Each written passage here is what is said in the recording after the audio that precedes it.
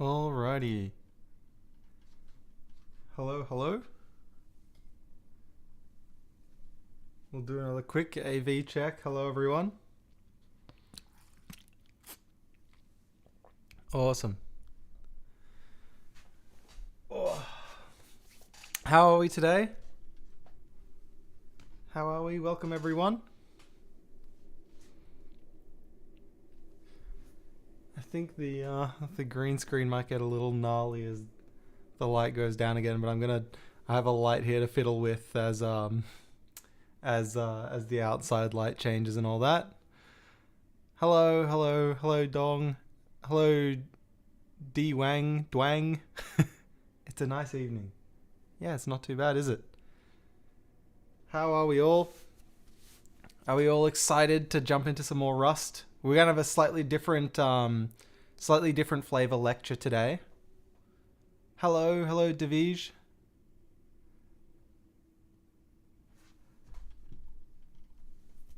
Alrighty. Actually, I want. There we go. I think you can see my green screen peeking out a little bit. Just something for the time. There we go. Alrighty. So, yeah, today's going to have a little bit of a different style to it as opposed to yesterday. So, sorry, not yesterday, Monday. I keep saying yesterday.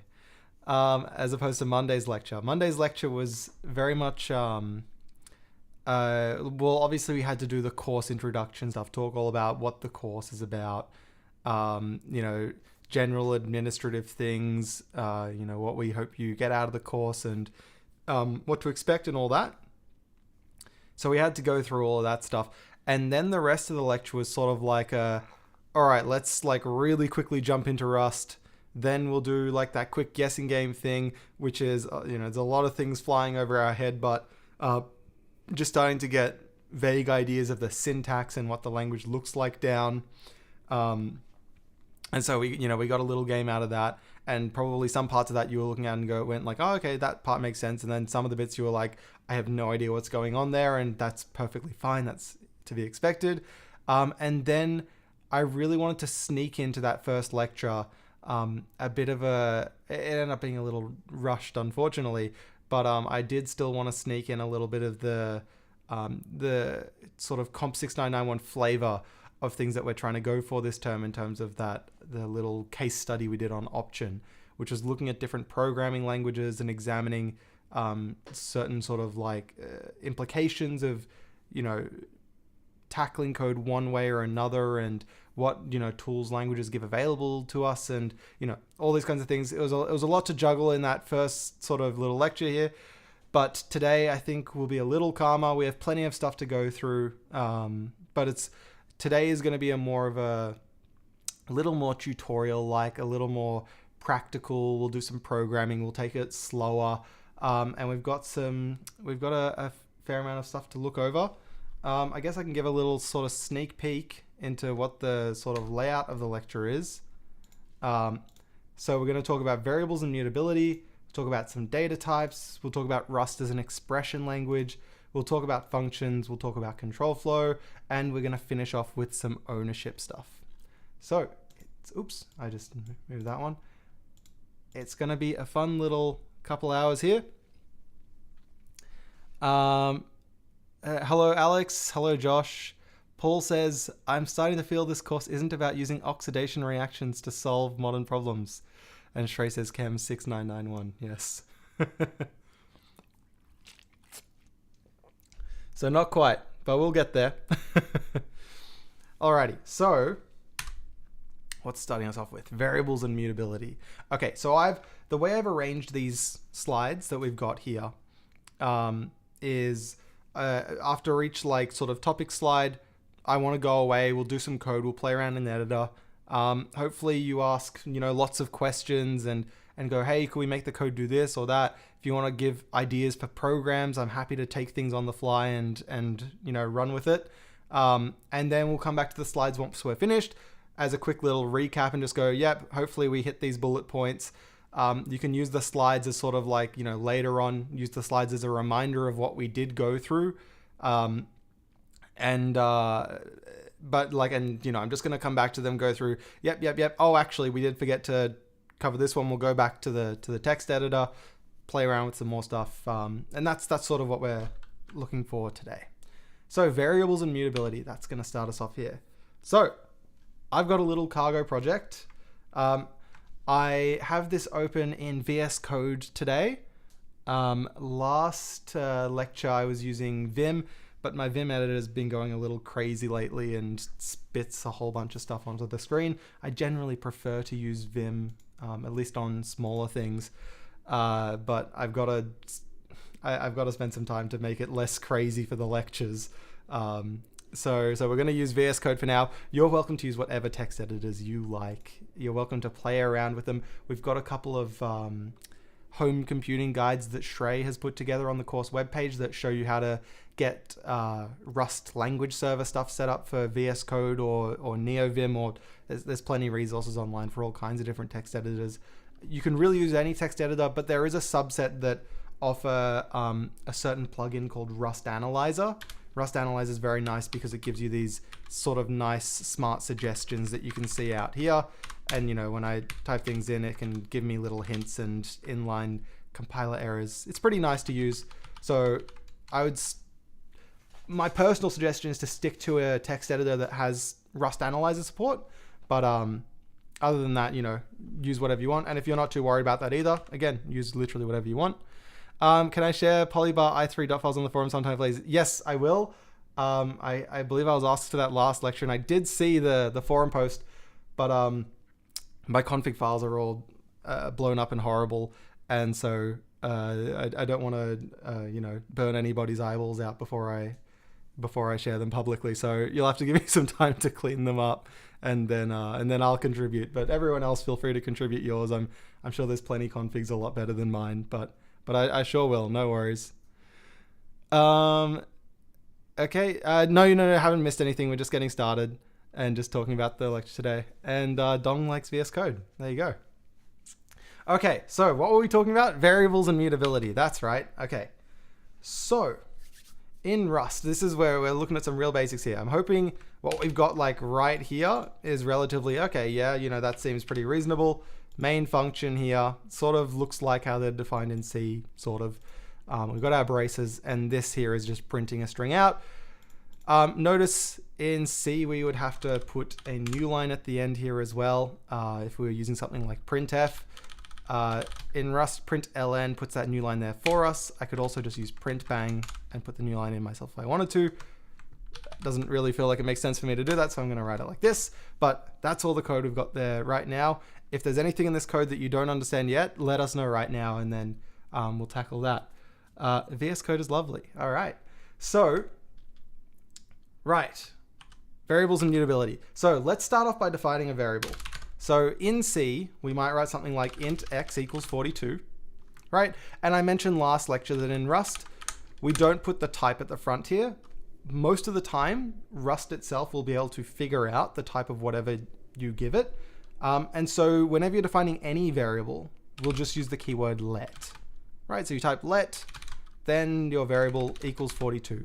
Now don't make the mistake of thinking that this is dynamically typed.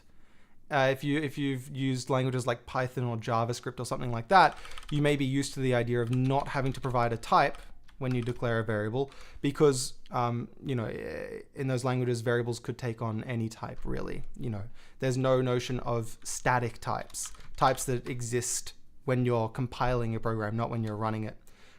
So the type is still there, right? And I can write it like this, but the Rust compiler is just relatively smart about these things, and it goes, right, this is 42 here.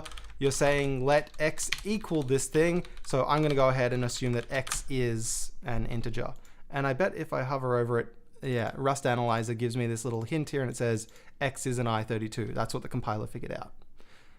Do I need to install Rust locally if I want to use Rust Analyzer on VS Code? You can use VS Code in CSE. I would suggest doing it through VLab if you're going to do it on CSE, and you can just write 6991 code in your terminal. It opens it up in VLab, and you can just install the Rust Analyzer plugin, and it should all just work now. The VS Code extension installation should do it for you. I hope so. If you have troubles with it at any time, just let us know on the course forum and we'll help you through it. I'm not sure if that's always going to be the case on every platform, like, you know, on Mac, Windows, Linux, whatever else. But and if you're just using VS Code in VLab with the extension, well, great. So, you know, play around with a couple different ideas. If you're having trouble, just let us know. Right. So here we've defined a variable in Rust. So variables is sort of like a bit of a global term. It exists across a lot of different languages. The exact terminology that I like to use is slightly different. In Rust, I like to think in terms of values and bindings, right? So this x equals 42 here, I like to sort of split this idea up into 42 as a value here, right? Imagine if we go back to like 1511, we have a little box. Inside the box is this value 42, and x is going to be the name that we have for this value 42 here. So I'd call x the binding and 42 the value in this case. You could also just think of this as x is the variable that is 42, but you'll see why in a little bit, why I think it makes sense to split this up in terms of x is a binding, and x is currently, right now, bound to the value 42 over here.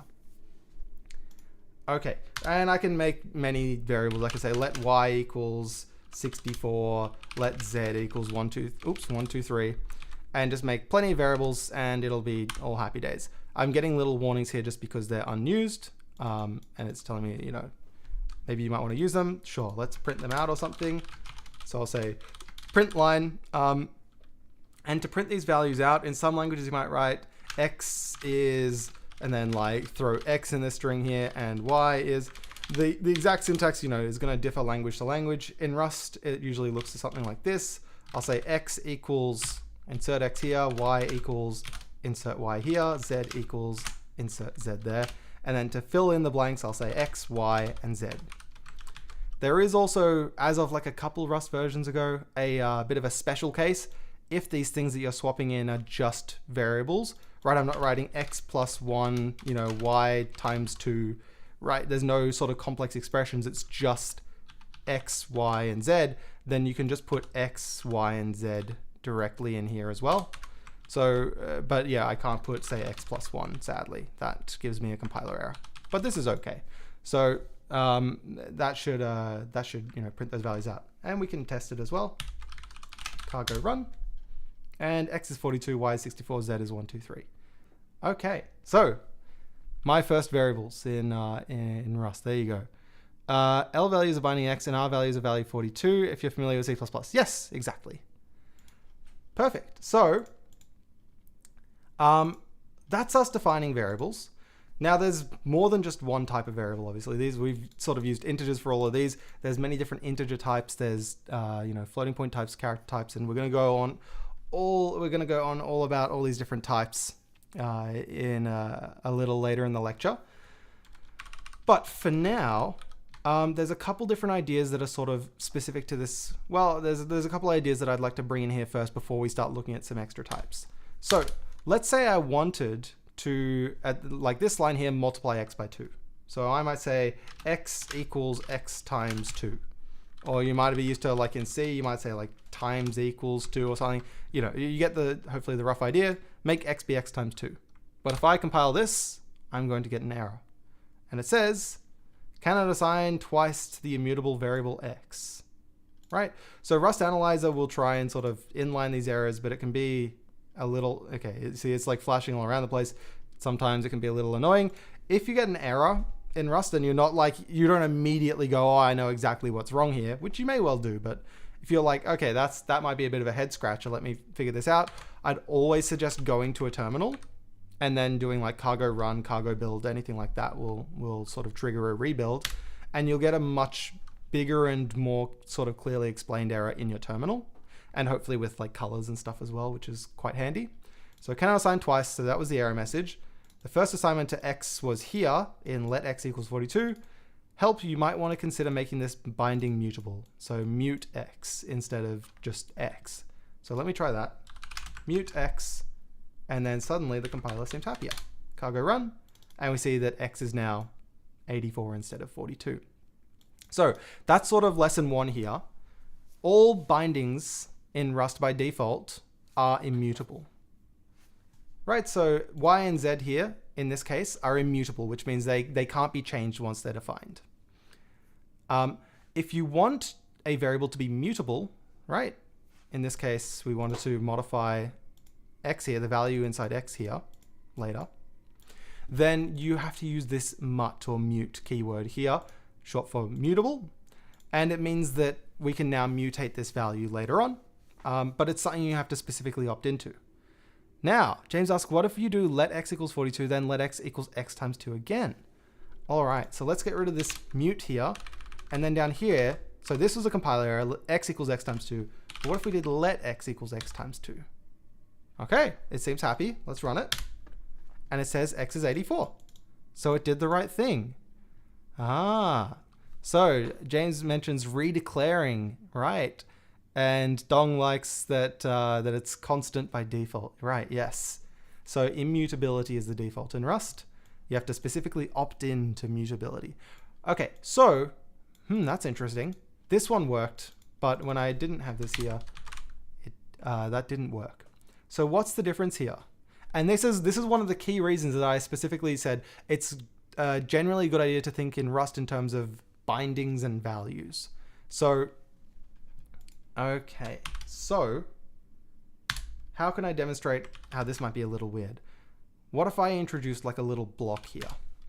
So I'm just going to introduce a new scope with these braces. You can imagine I've just written something like if true here, right? So just like always enter these braces, and I'm putting the braces in here. So like, you know, if I write let hello equals 42 in here, you're not going to expect to be able to use hello down here because that's out of scope.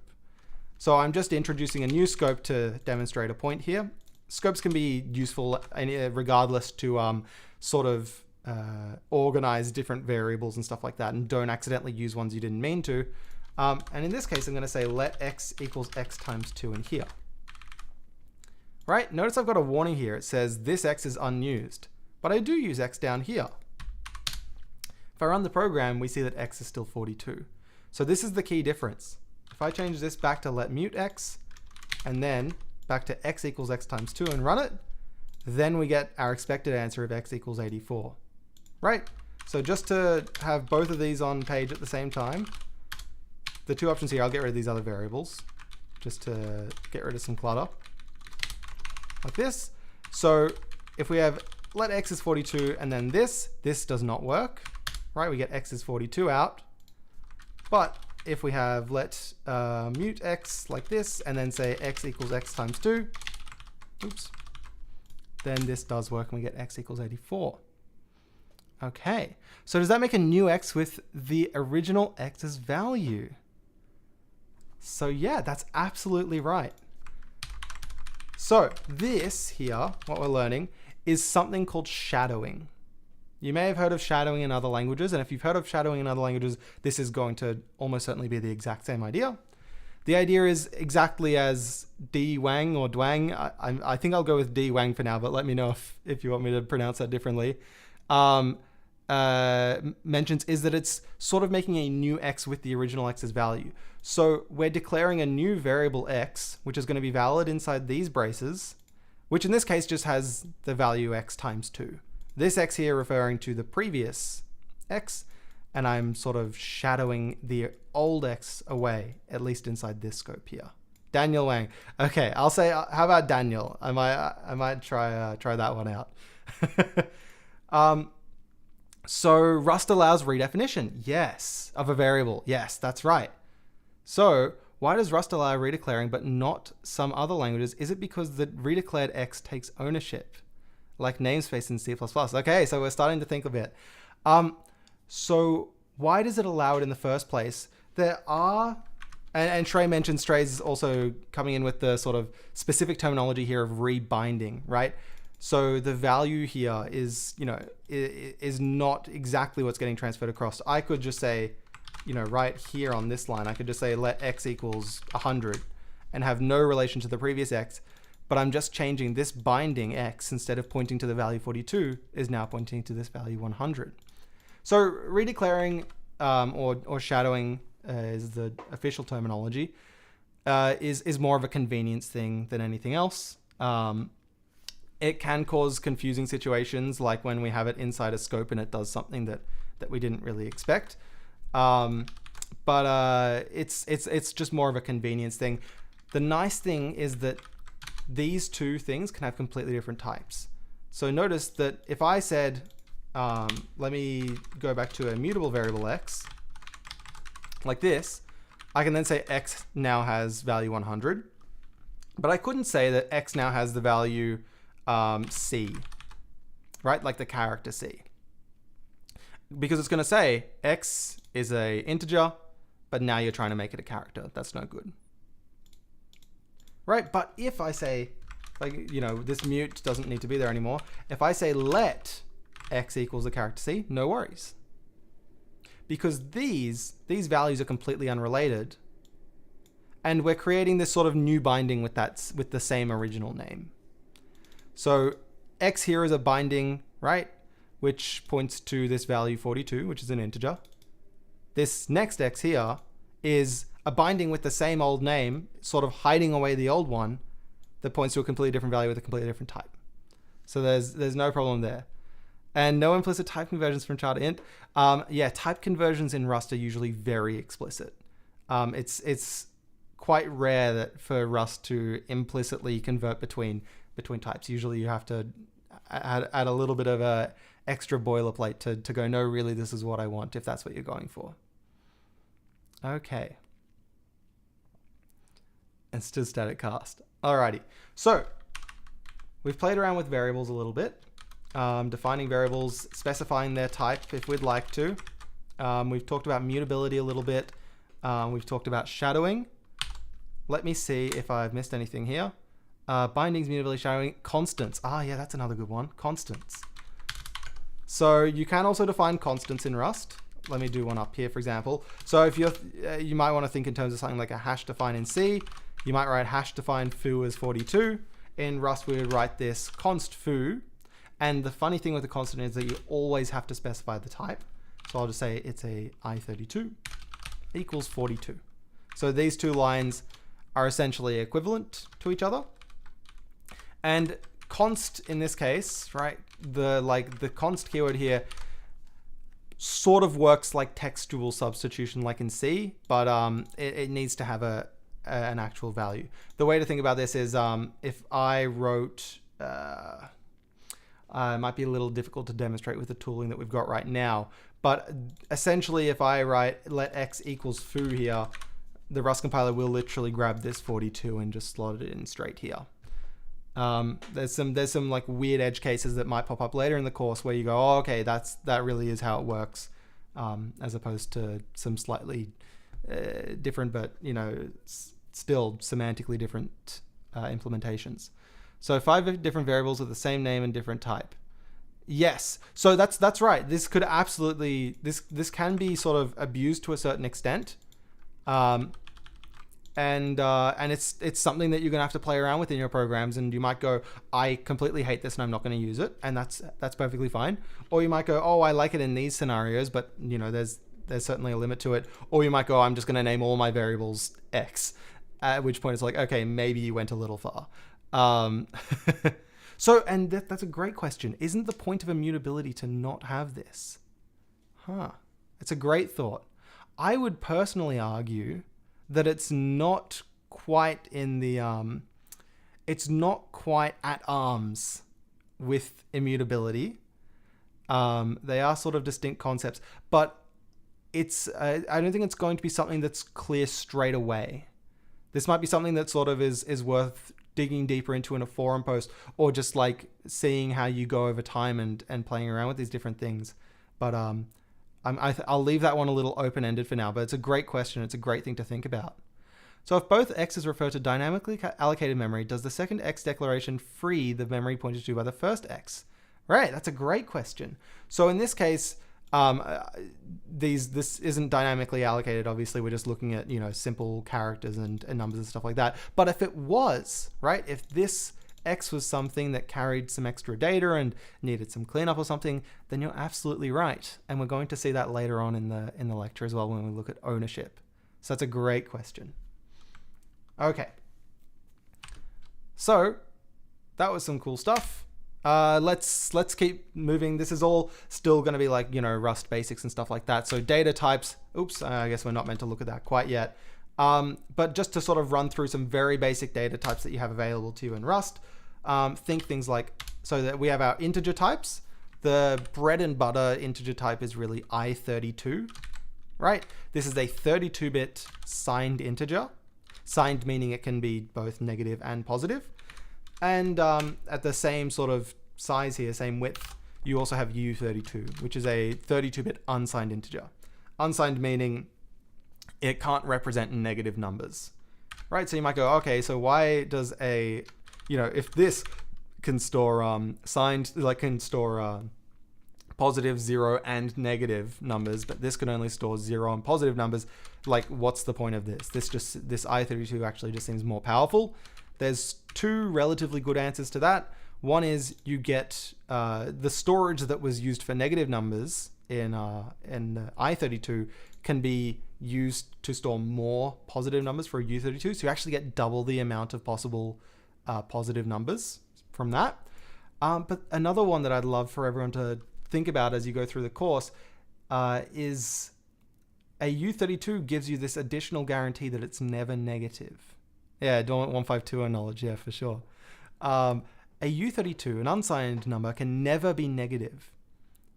And if you've ever been in, like, had a program that you were writing and you were like, I've written a function here called function foo, and I need to take an x and it's a number. And the very first thing you have to do in this function is go, if x is less than 0, then I'm gonna crash my program and say, hey, x isn't meant to be that, something like this. Then you might be very interested in unsigned types, right? A u32 here, because this is just not even possible in the first place for an unsigned type. And so you can start to sort of cut away things that you would otherwise need to think about. This is actually it's hard to explain right now, but this is a really big core idea in this course, COMP6991. The sort of ability to look at something like that and go, you're essentially using your types. You're using the type system here, changing from a signed type to an unsigned type to constrain what people can give to your function. And you're trying to constrain it to only things that you would like. And you don't want to constrain it so much that there's things that you're happy with, but they're not able to give you because of the type. So there's this sort of fine balance that we'll be looking for through this course. And type safety, that's absolutely right. Yes, type safety is exactly what we're looking at here. All right, so basic types we got I8, U8, I16, U16, I32, U32 we've already seen, I64, U64. These are all just sort of larger and larger, sizes. These are 1 bytes, 2 bytes, 3 bytes, 4 bytes. There is also I128 and U128, which are our 16-byte types. Sorry. Some computers actually have support for these natively, but a lot of the time these end up getting implemented in software. But they are available anyways. I think Trey might have written a lab exercise next week that requires 128-bit types, so just keep an eye out for that. We also have floating point types. So we have F32, which is a 4-byte floating point, and F64, which is a 8-byte floating point. If you've heard of float and double, that's exactly what you're looking at here, float and double. Right, and if you've not seen floating point types before, it just means you can store fractional numbers, right? 3.14, 2.5, 5.2150954, that kind of thing. Or also 3.0, you can still store sort of, integer values in a floating point type for sure. And two other special contenders we have as well is bool and char that we're going to look at. So bool just being short for boolean, meaning it's either true or false, right? And a char is a single character, A, B, C, a new line character. And in Rust, these are actually Unicode characters. So you can have things like emojis, or you can have letters in different languages and stuff like that, say a Chinese character, which might be a bit trickier in some other languages to deal with. So this is a full UTF-32 character, if you know what that means. But it basically just means it can support basically I would like to say any character, but like it's basically computer's best notion of any character essentially. So I8 is -128 to 127, U8 is 0 to 255. Yep, that sounds right. I256. So I believe this is the limit for Rust right now. We don't go up to I256, and you can see here the editor doesn't color it yellow either. But you know, maybe at some point, I suppose. I'm sure there's external libraries for dynamically sized integer types as well. Is there no bitwise operators since logical OR is bar? No, so logical OR is still bar in Rust, and logical AND is still and there is bitwise operations. There is single bar and single AND for bitwise operations. Is there a decimal type IA1 that doesn't suffer from the rounding error on floats? I'm assuming, do you mean sort of like a big decimal kind of thing where it's like an exact floating point format? If that's the question, then there isn't one in the standard library, but there are, so they are provided by some external libraries, but not in the standard library because there's sort of a lot of machinery that goes into it. And the standard library in Rust is, relatively speaking, quite small. They try and make the standard library quite, what's the terminology they use? Not wide, but very deep. So it doesn't have too many different things. Like there's no regexes, there's no random number generation, there's no HTTP, that sort of stuff in the standard library. But the things that it does have usually have everything that you would want from them. And often when there's something that you think of that like, man, it would be nice if they had that function, you go looking and someone's working on putting it into the language or something like that. So there's a whole bunch of types there to play around with. Did I miss any important ones? Integer types, floating point, Boolean character, right. So these are our sort of primary scalar types that we'll think of.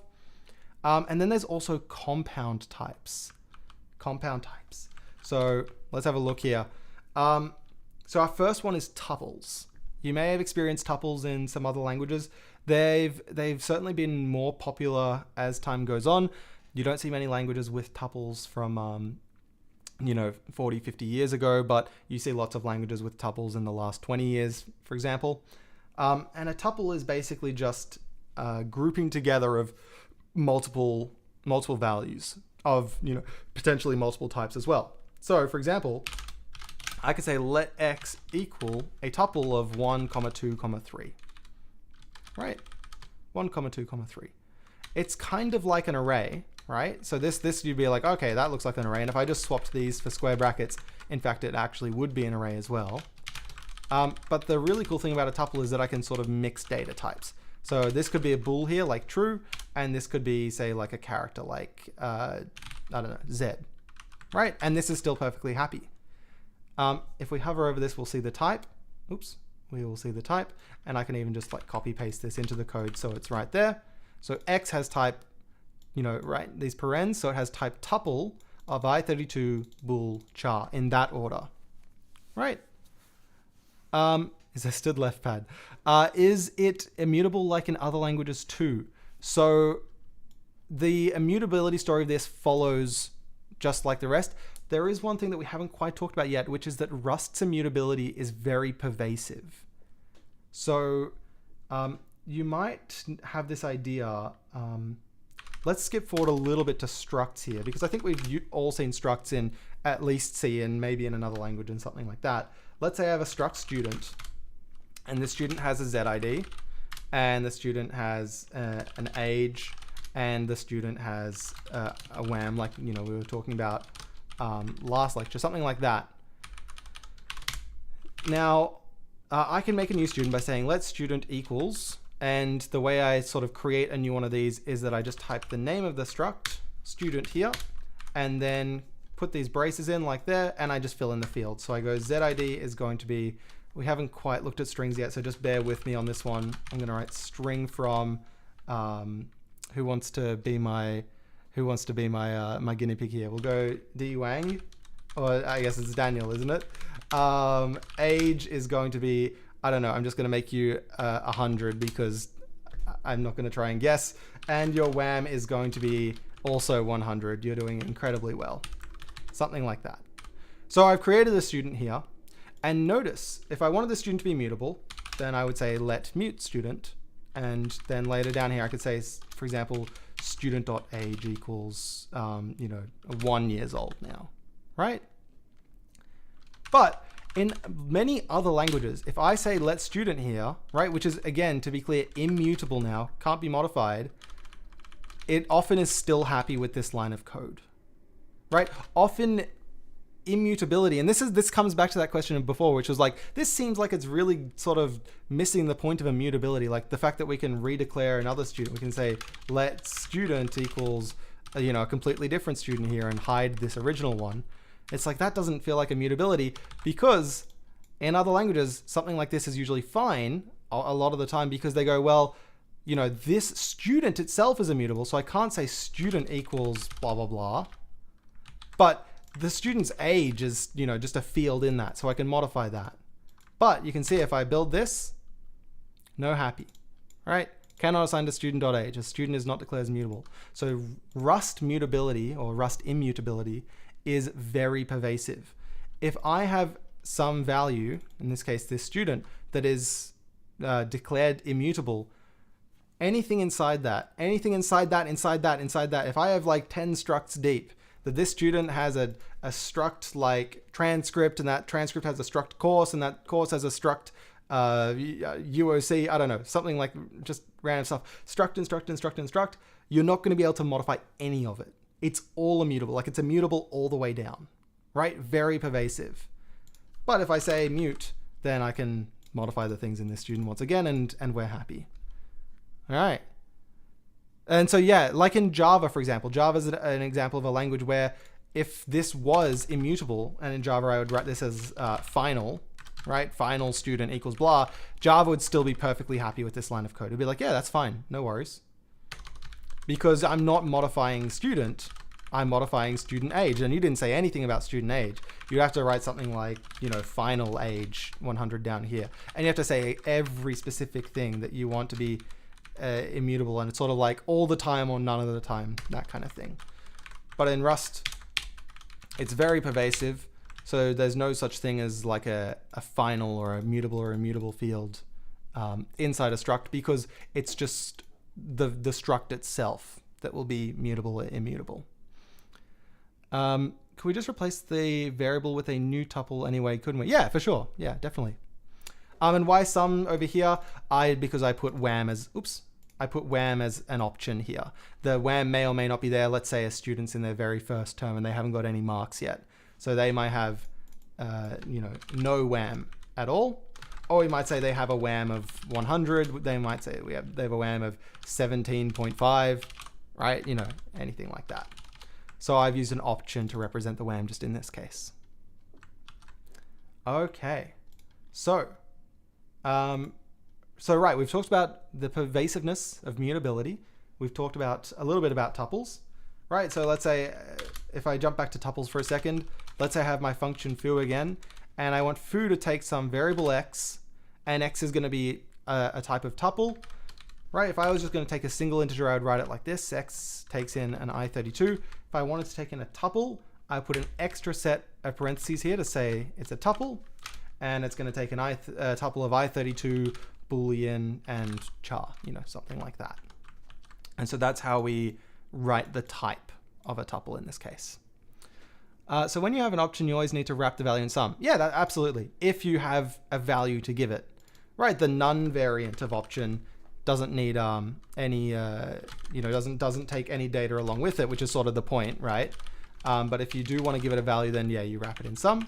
And why exactly is that? Well, if we look at option itself, this is where it's defined in the standard library, and we sort of like ignore some of the random little bits that they've got going on here, right? There's lots of extra fluff, but at the end of the day, it's just option is either going to be nothing or it's going to be something where that something is a t in this case.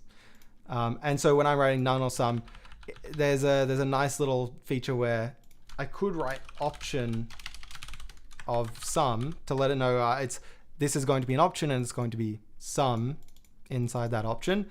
But by default, Rust goes, you're going to be using option all the time. So I'm going to just bring these into scope automatically for you. So you can just write sum and none, as opposed to, specifically option sum, option sum or option none, like you might see in another language.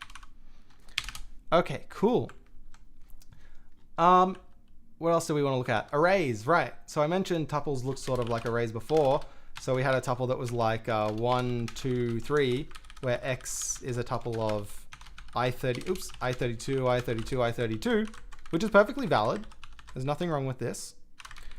But you might go, okay, that's probably better expressed as an array of 3 integers. And Rust has fixed size arrays as well. So we use square brackets instead. 1, 2, 3, like that. And the type looks like this. The type has square brackets as well. You say what the array contains. In this case, it contains i32s.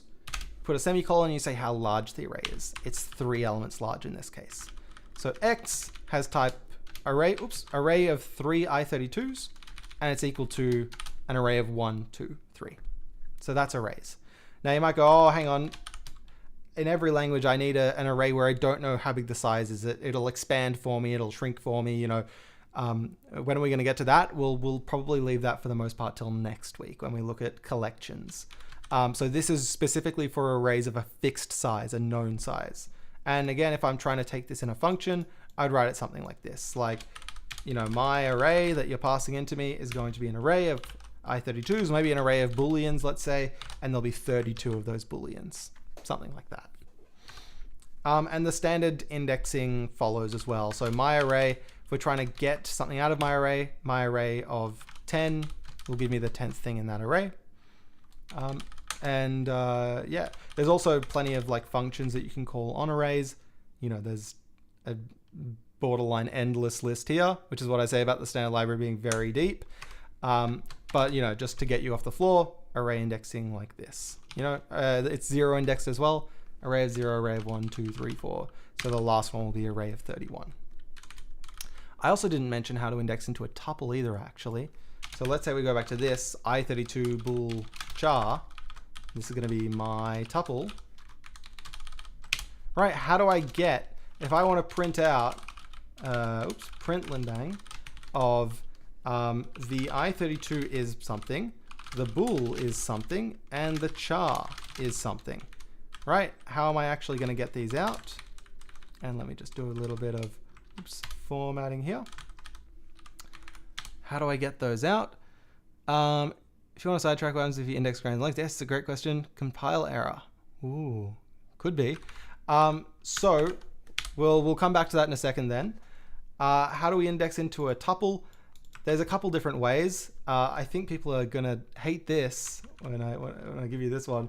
I'm just gonna call it like this poppy x, this poppy y, this poppy z. You can write something like this: let x equals my tuple dot 0. Right? So not index 0, but instead dot 0. Yeah, which Paul is saying there, which this is a very divisive one. Some people are like, oh yeah, I don't mind it, that's fine. And there's a lot of haters out there. I honestly don't care if you're a lover or a hater of this. Yeah, we're going to get some, yeah. Like, I'm so indifferent on it that it doesn't matter to me. But it does work, right? X is my tuple 0, my tuple 1, my tuple 2. And this X here, you'll see, will be, if I hover this, is an i32, Y is a bool, Z is a char. Right, but we've got a great point here. Pattern matching. Right, that might be a slightly neater way to do it. And it's something that we're going to get into as well. So let's give this a go now. Pattern matching.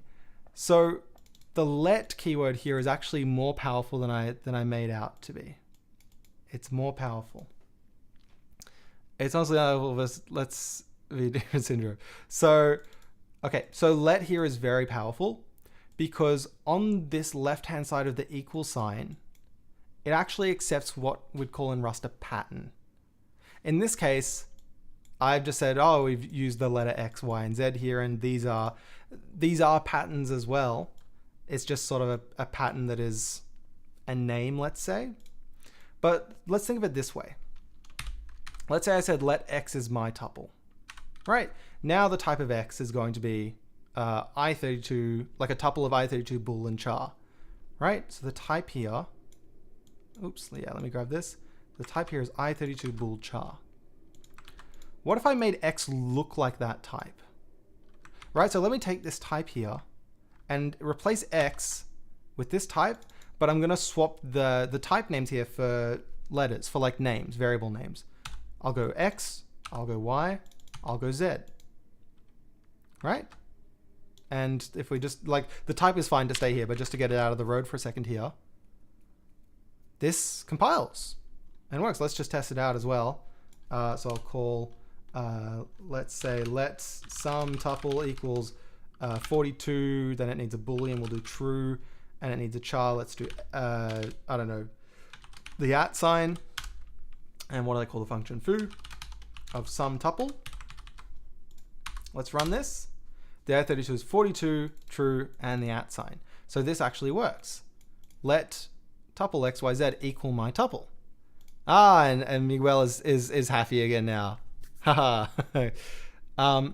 Right, so yes, what it's done here is it's gone, this here looks like this. My tuple looks like this, and this sort of looks like that. And if you sort of fill in the blanks, it goes, oh, I32, that's going to line up with that X. Bool here is going to line up with the Y, and char here is going to line up with the Z. Right? So we say let X, Y, and Z equal this. And so it'll go, okay, X will be 42, Y will be true, Z will be the @ sign. And this works like in like whatever situation you can throw this, it'll basically work. Even with a struct student, something like this. Let me go back to the code where I had a struct student available to me. Like, I could also destructure out of the student. I could say, so right now we've got, let's say X equals the student. But what does a student look like? A student looks like this, right? So I'm going to grab this type definition. So X is a student, which has all this stuff over here. And that's what we're saying it's equal to. So what if I said, let student of a ZID, age, and wham be equal to that student. And suddenly I've ripped out, see here, ZID is a string, age here is a U32, and wham here is an option of F64. And so I've now created 3 variables. Notice there's no variable for the whole student itself anymore. Well, it's still there, but not from this line. But I've now got a variable for the ZID, a variable for the age, a variable for the wham. This is a bit of a trickier one to see and understand. But if you can understand what's going on in this one, you definitely understand pattern matching. So this here is the pattern. Notice we have let and equal sign. So you look at everything between those. That's the pattern. This is what we're setting it equal to. And so it just lines these things up. It goes, well, student looks like this. And so that's the ZID, that's the age, that's the wham. And now I've got these variables available to me. So pattern matching. How interesting. So I generally like to use pattern matching a lot when I'm dealing with things like tuples as well. What's a good rule of thumb for creating a struct versus defining a tuple? That's a really good question. So something to notice here is we've got a struct student, right? Could this not just have been a tuple? Right, like I could have actually written something like type student equals, well, it's just going to be a tuple of 3 things. You need a string, you need a U32, and you need an option of F64. Right, so you can imagine a struct is almost just like a tuple with names, right? A tuple with like a name for each of these fields. And my rule of thumb for tuples is that generally I'll go to make a struct unless the tuple is incredibly obvious. Just to like any potential programmer working on this project, if they would look at that and go, yeah, that's really obvious. I should be clear whenever I give any kind of this advice, I am certainly not infallible. I've written plenty of horrible code that's still in production today, right?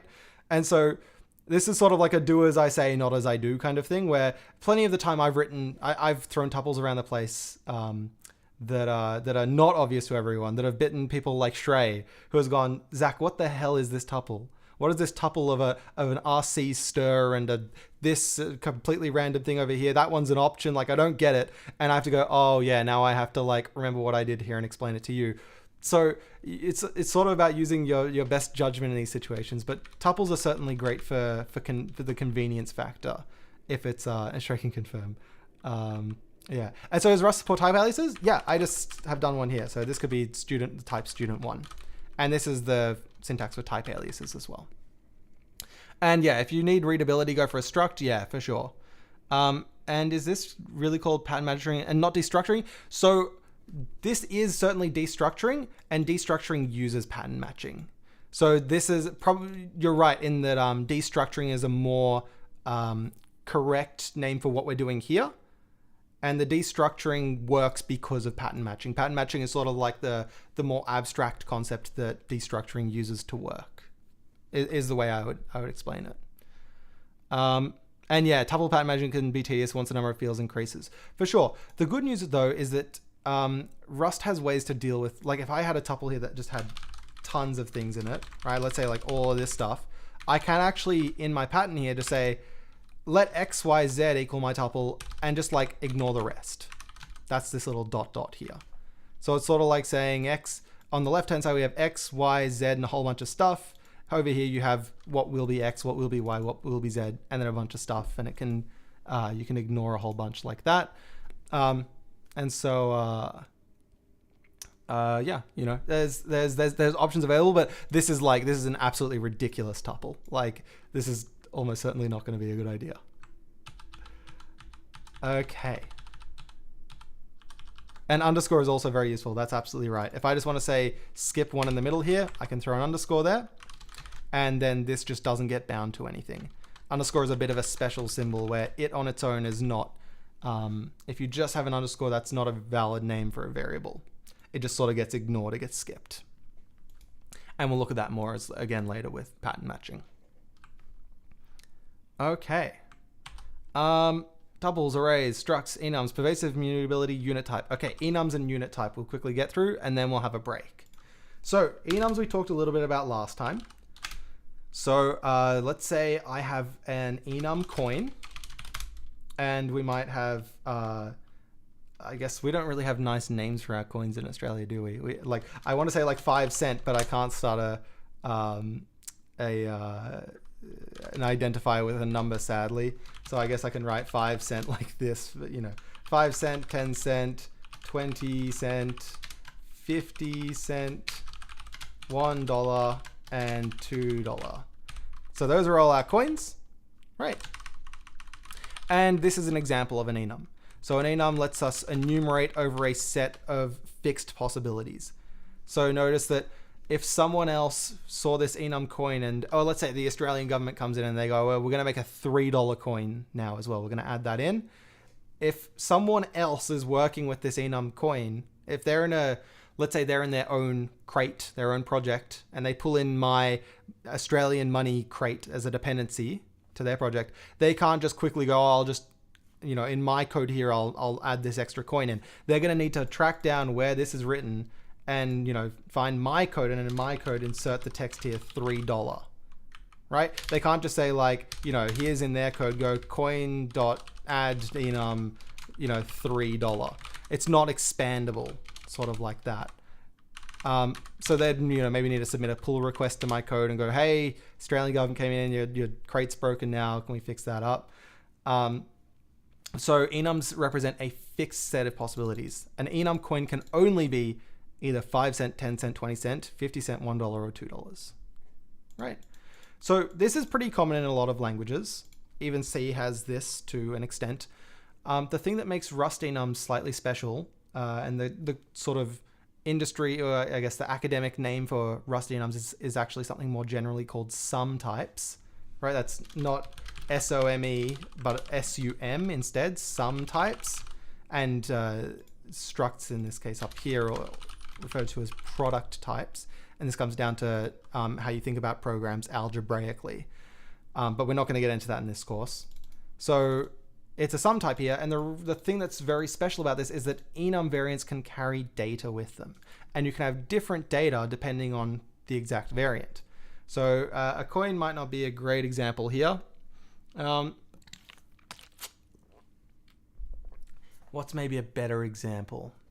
Does anyone have an example that they that they can think of that where we might have different data per variant. Otherwise, I'm going to come up with something a little more esoteric. I'm sure a day of the week. A day of the week is a good idea, but I can't think of any. Is there any additional data you can think of that would go along with where different days of the week have different associated data?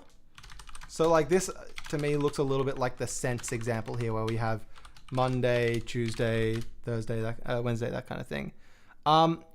Whether it's a weekend or not, yeah, we could do that, but it's can you ask that on the forum? Ask that on the forum later on, and there's some interesting things to go into there. Actually, that is a good question. But okay, types of automobiles. That's actually a nice idea that I think work a little better for now. So automobile, enum automobile. Right. Yeah. Exactly. Okay. So an automobile might have a car. Like we might have a car here. We might have a motorbike. We might have a train. We might have a plane, maybe. Is that a good idea? Maybe like a bus. That's probably a better idea. So, okay. So what sort of things will identify a car? Well, they might have like a make, like Toyota or a Honda or whatever. We might have a model. And let's just say these could also be enums themselves, but I'm just going to do them as strings for now. But what's sort of really specific to a car? Well, the things that we might care about might be like, how many doors does the car have? How many wheels does the car have? Which, trains themselves may have as well. But, and like everything else. But I guess actually wheels is a really terrible example because cars generally have 4 wheels. But sure, let's say the amount of doors in a car. What would we care about in a motorbike? Maybe we'd go like, it has a make, it has a model. But then the thing we care about might be like the horsepower, like how powerful is this motorbike? How fast is it? Right? On a train, what about like the capacity? Right? A bus might care about the capacity as well. Right? And so we have different data depending on which variant it is. Two-wheel drive, four-wheel drive, that's a great one as well. Let's throw that in. Let's call it driven wheels. And we might have front-wheel drive, I can't write four-wheel drive, all-wheel drive,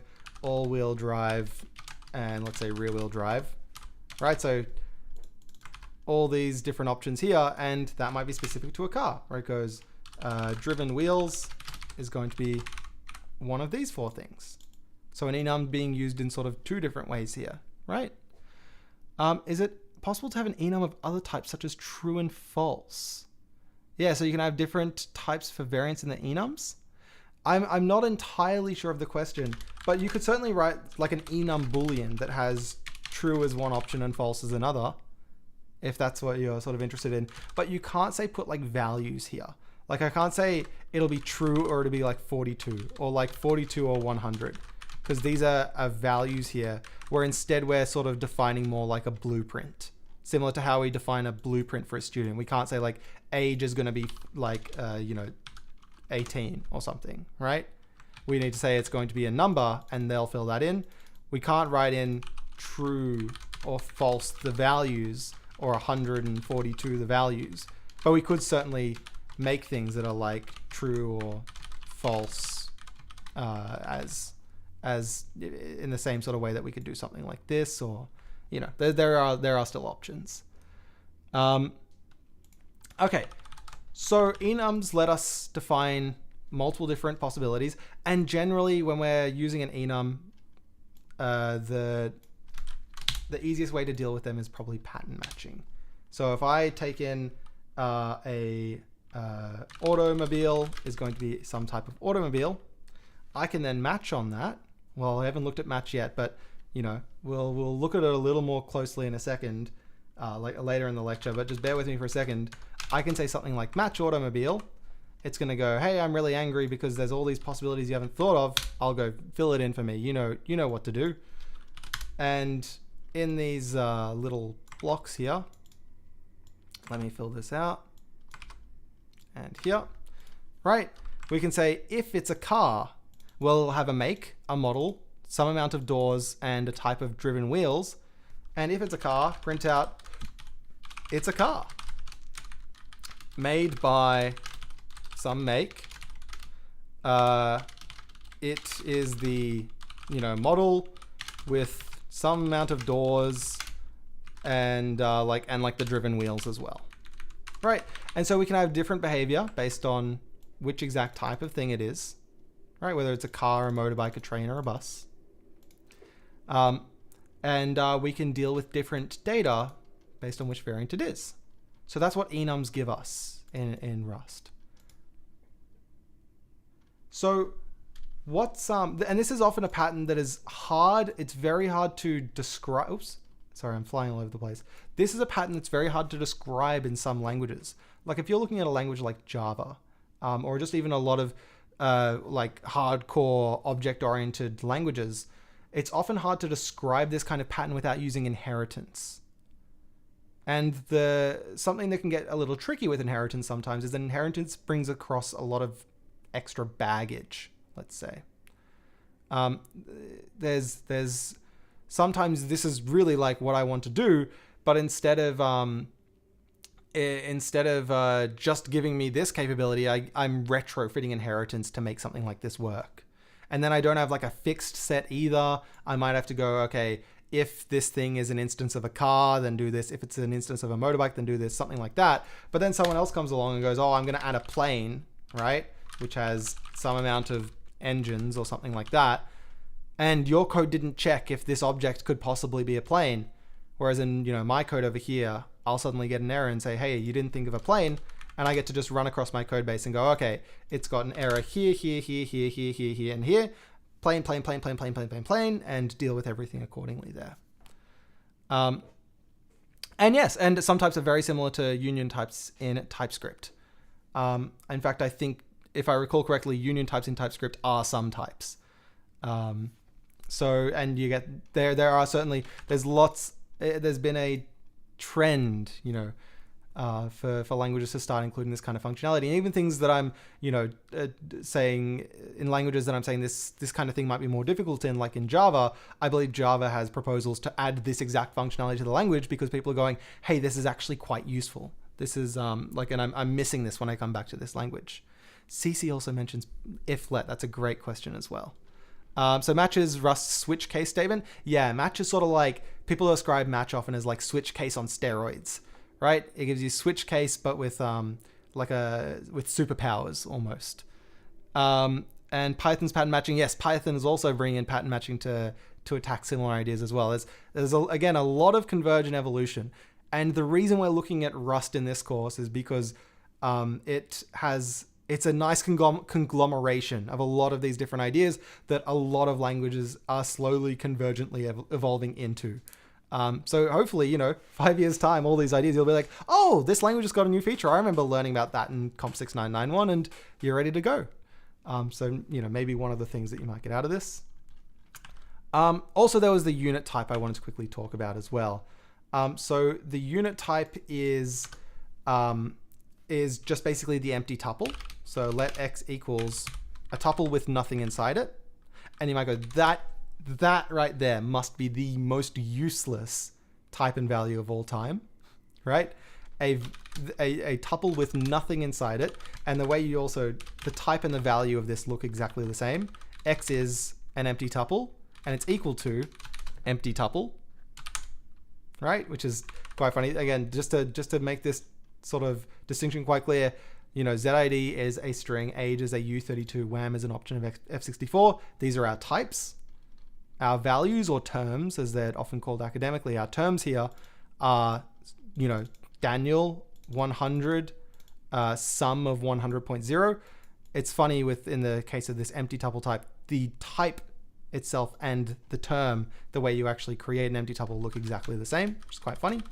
And this is a very common, it's a surprisingly ridiculously common type to see in Rust, because it's sort of like a type that represents nothing at all, right? It's a type that's just like essentially useless, and that becomes quite handy when you start programming a little more generically, which we'll run into with things like option and result and that sort of stuff in the second half. I think we should take a quick break, right? We've been through a lot of we've been doing a lot of random coding stuff. We don't have too much time, so let's take like a 3-minute break. We'll come back at 13 past, and then we'll soldier on. So I'll see you all in a couple of minutes again, and feel free to get some questions ready in the chat and all that. But we'll see you in a little bit.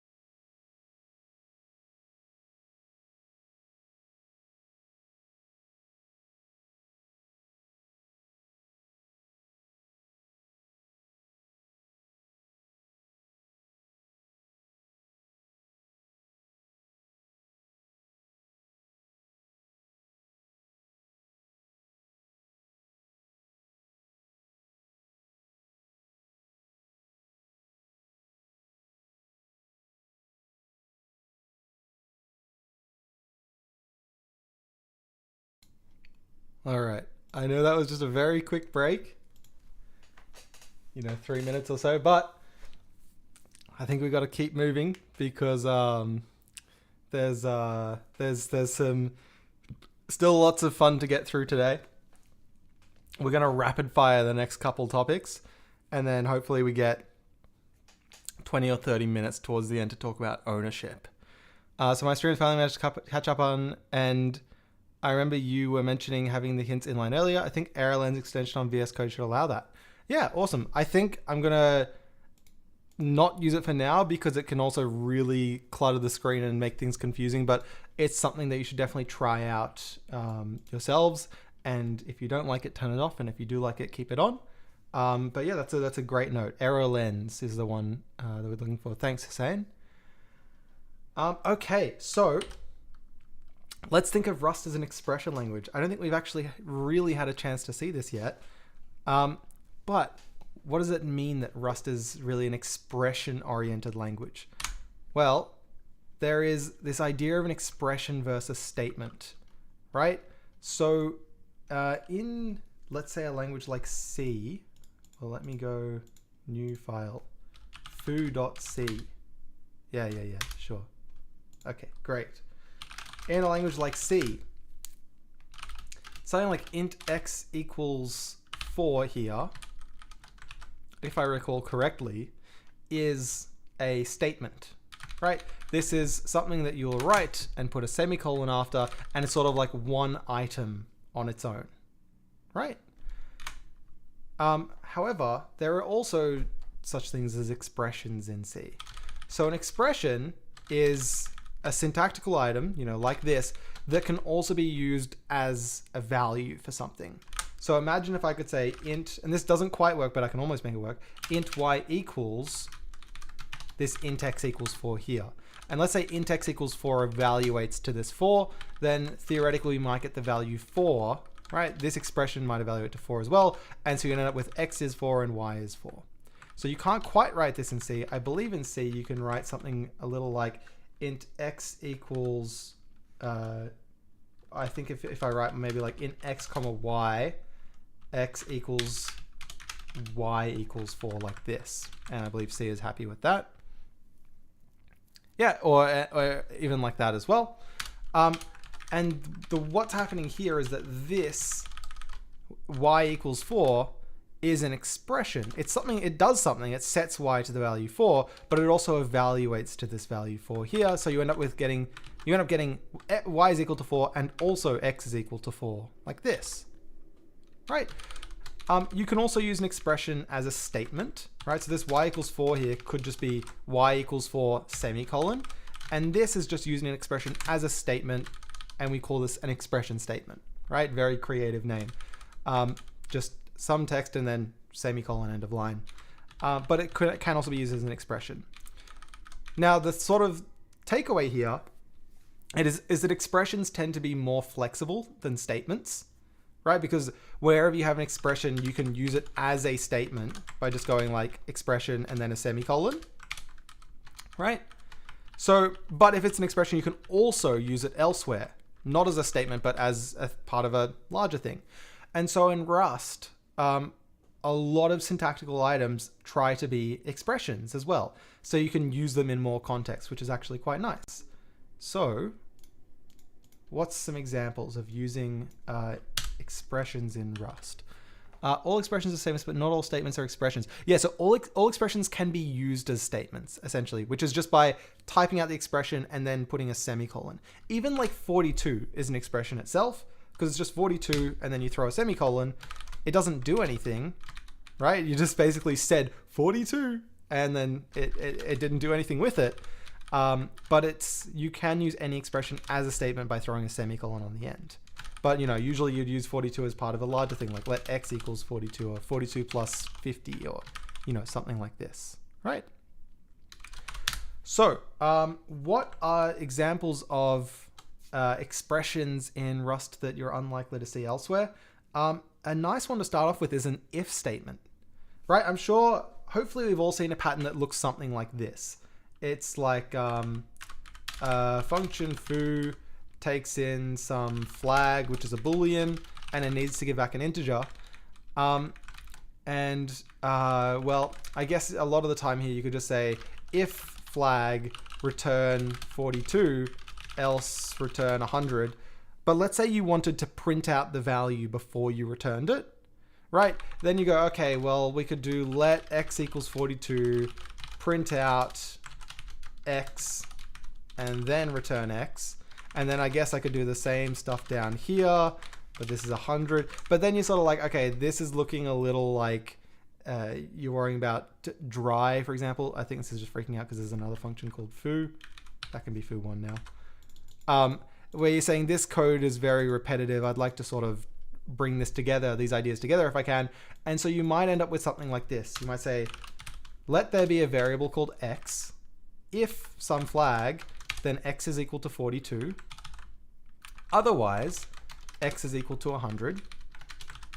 And then after we figure out what value x should hold, print out the value of x and then return x. Right? So this is some code that you might see, you might have even written elsewhere. And this should theoretically do the trick. We'll do foo of true and foo of false. And run it, we get 42, 100. Great. So what's the interesting part here for us? Well, there's something, this should feel a little weird when things get bigger. Imagine there was like an else if, false, else if, true. Like there's some other conditions that are going on, and these blocks here get, really big. There's lots of code going on in here, lots of logic that needs to happen. In some other languages, it might be, possible that you look at this and go, oh, I forgot to set X. Fortunately, Rust will go, hey, it might be uninitialized, so I'm not going to let this program fly anyway. But, you might lose track of like, where is X being set, where isn't it being set? And as the problem scales up, this ends up being a bit of a problematic solution sometimes. So what tools have we got to deal with this? Well, ifs in Rust are not statements. You might be used to saying if statement, right? I'm going to use an if statement to solve this problem. In Rust, you would actually be saying, I will use an if expression. This right here is an if expression, which means it evaluates to something. This whole block evaluates to something. What does it evaluate to? Well, the true case of the if has a block here, right? See, like these braces here denote the true block, and these braces here denote the false block, right? Our else in this case. And whenever you have a block in Rust, that block as an expression will evaluate to whatever comes last in that block. So let me show you like this. If I get rid of the x equals here and just throw 42, notice not 42 with a semicolon, that's an expression statement, just 42, then the block will end with an expression. And if I do that the same thing in this bottom block here, make this block end with an expression, right? Then this overall if expression will evaluate to whichever, if it's true, it'll evaluate to this expression here. If it's false, it'll evaluate to this expression here.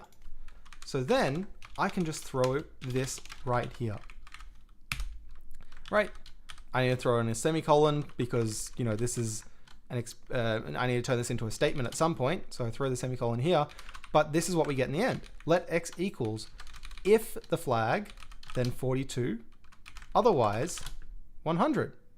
Bye-bye return keyword. Oh yeah, we're going to see that one in a second as well. So you might go, oh, okay, well I can do this in C. This is called a ternary, right? You might go flag question mark, and you may have written code that looks like this, something like that, or it's like flag question mark, the first thing, colon, the else thing, and you'll get the same result in this case, but the difference in my mind is that this solution is more scalable.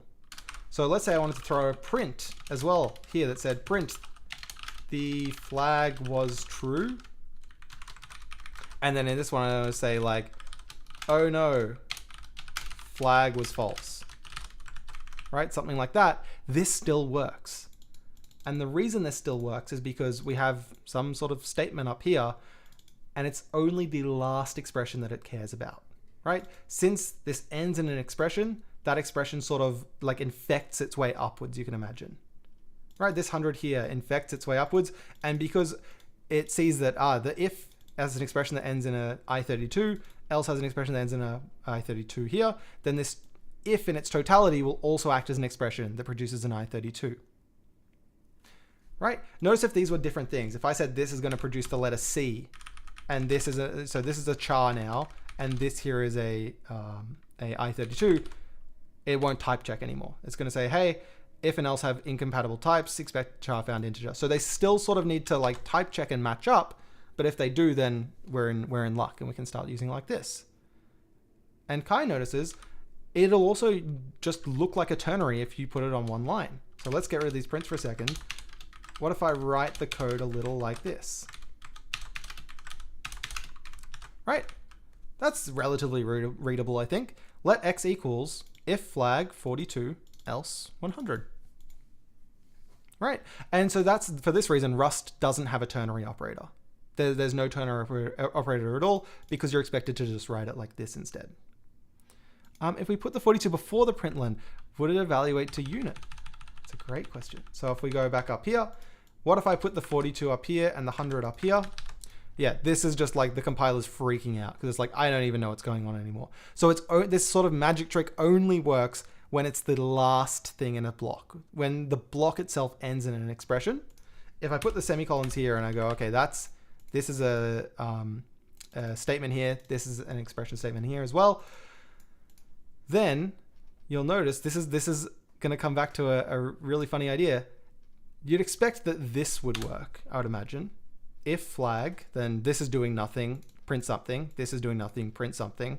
And like an if statement should, really just work. It should, if this, do this, if else, do that. That's what we're used to. But I can still say let x equal to this. And the compiler's still like, that's fine, no problem. It's not happy to print it out, but like that's for a different reason. What type does x have?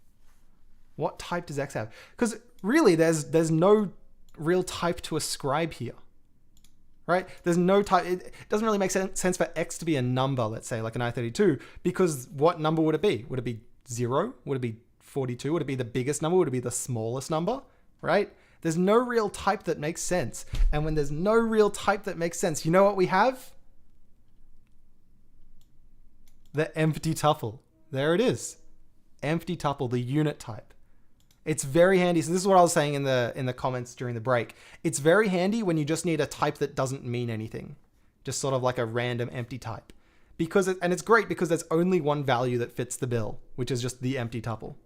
There is a concept of, void. I don't know whether whether you're saying void from like a C programmer's perspective or an academic's perspective, because those are two very different types. So if you help me out there, then I can tell you C programmer's perspective. Unit is void in C as a C programmer, essentially. The difference is that void in C has there's no accompanying value, right? Void is a type, but it's sort of like the type of the absence of a value. And we sort of use this same idea here where we're saying it's sort of like the absence of a meaningful value, right? There's only one value. It's just the unit value, which is of the unit type. So it works. It's the same sort of idea, but the great thing is like, it doesn't really make sense in C to say this variable has type void, but it sometimes makes sense in Rust to say this variable has type unit, right? It has type empty tuple, just when we don't have a good type to give it. It's sort of like a meaningless variable.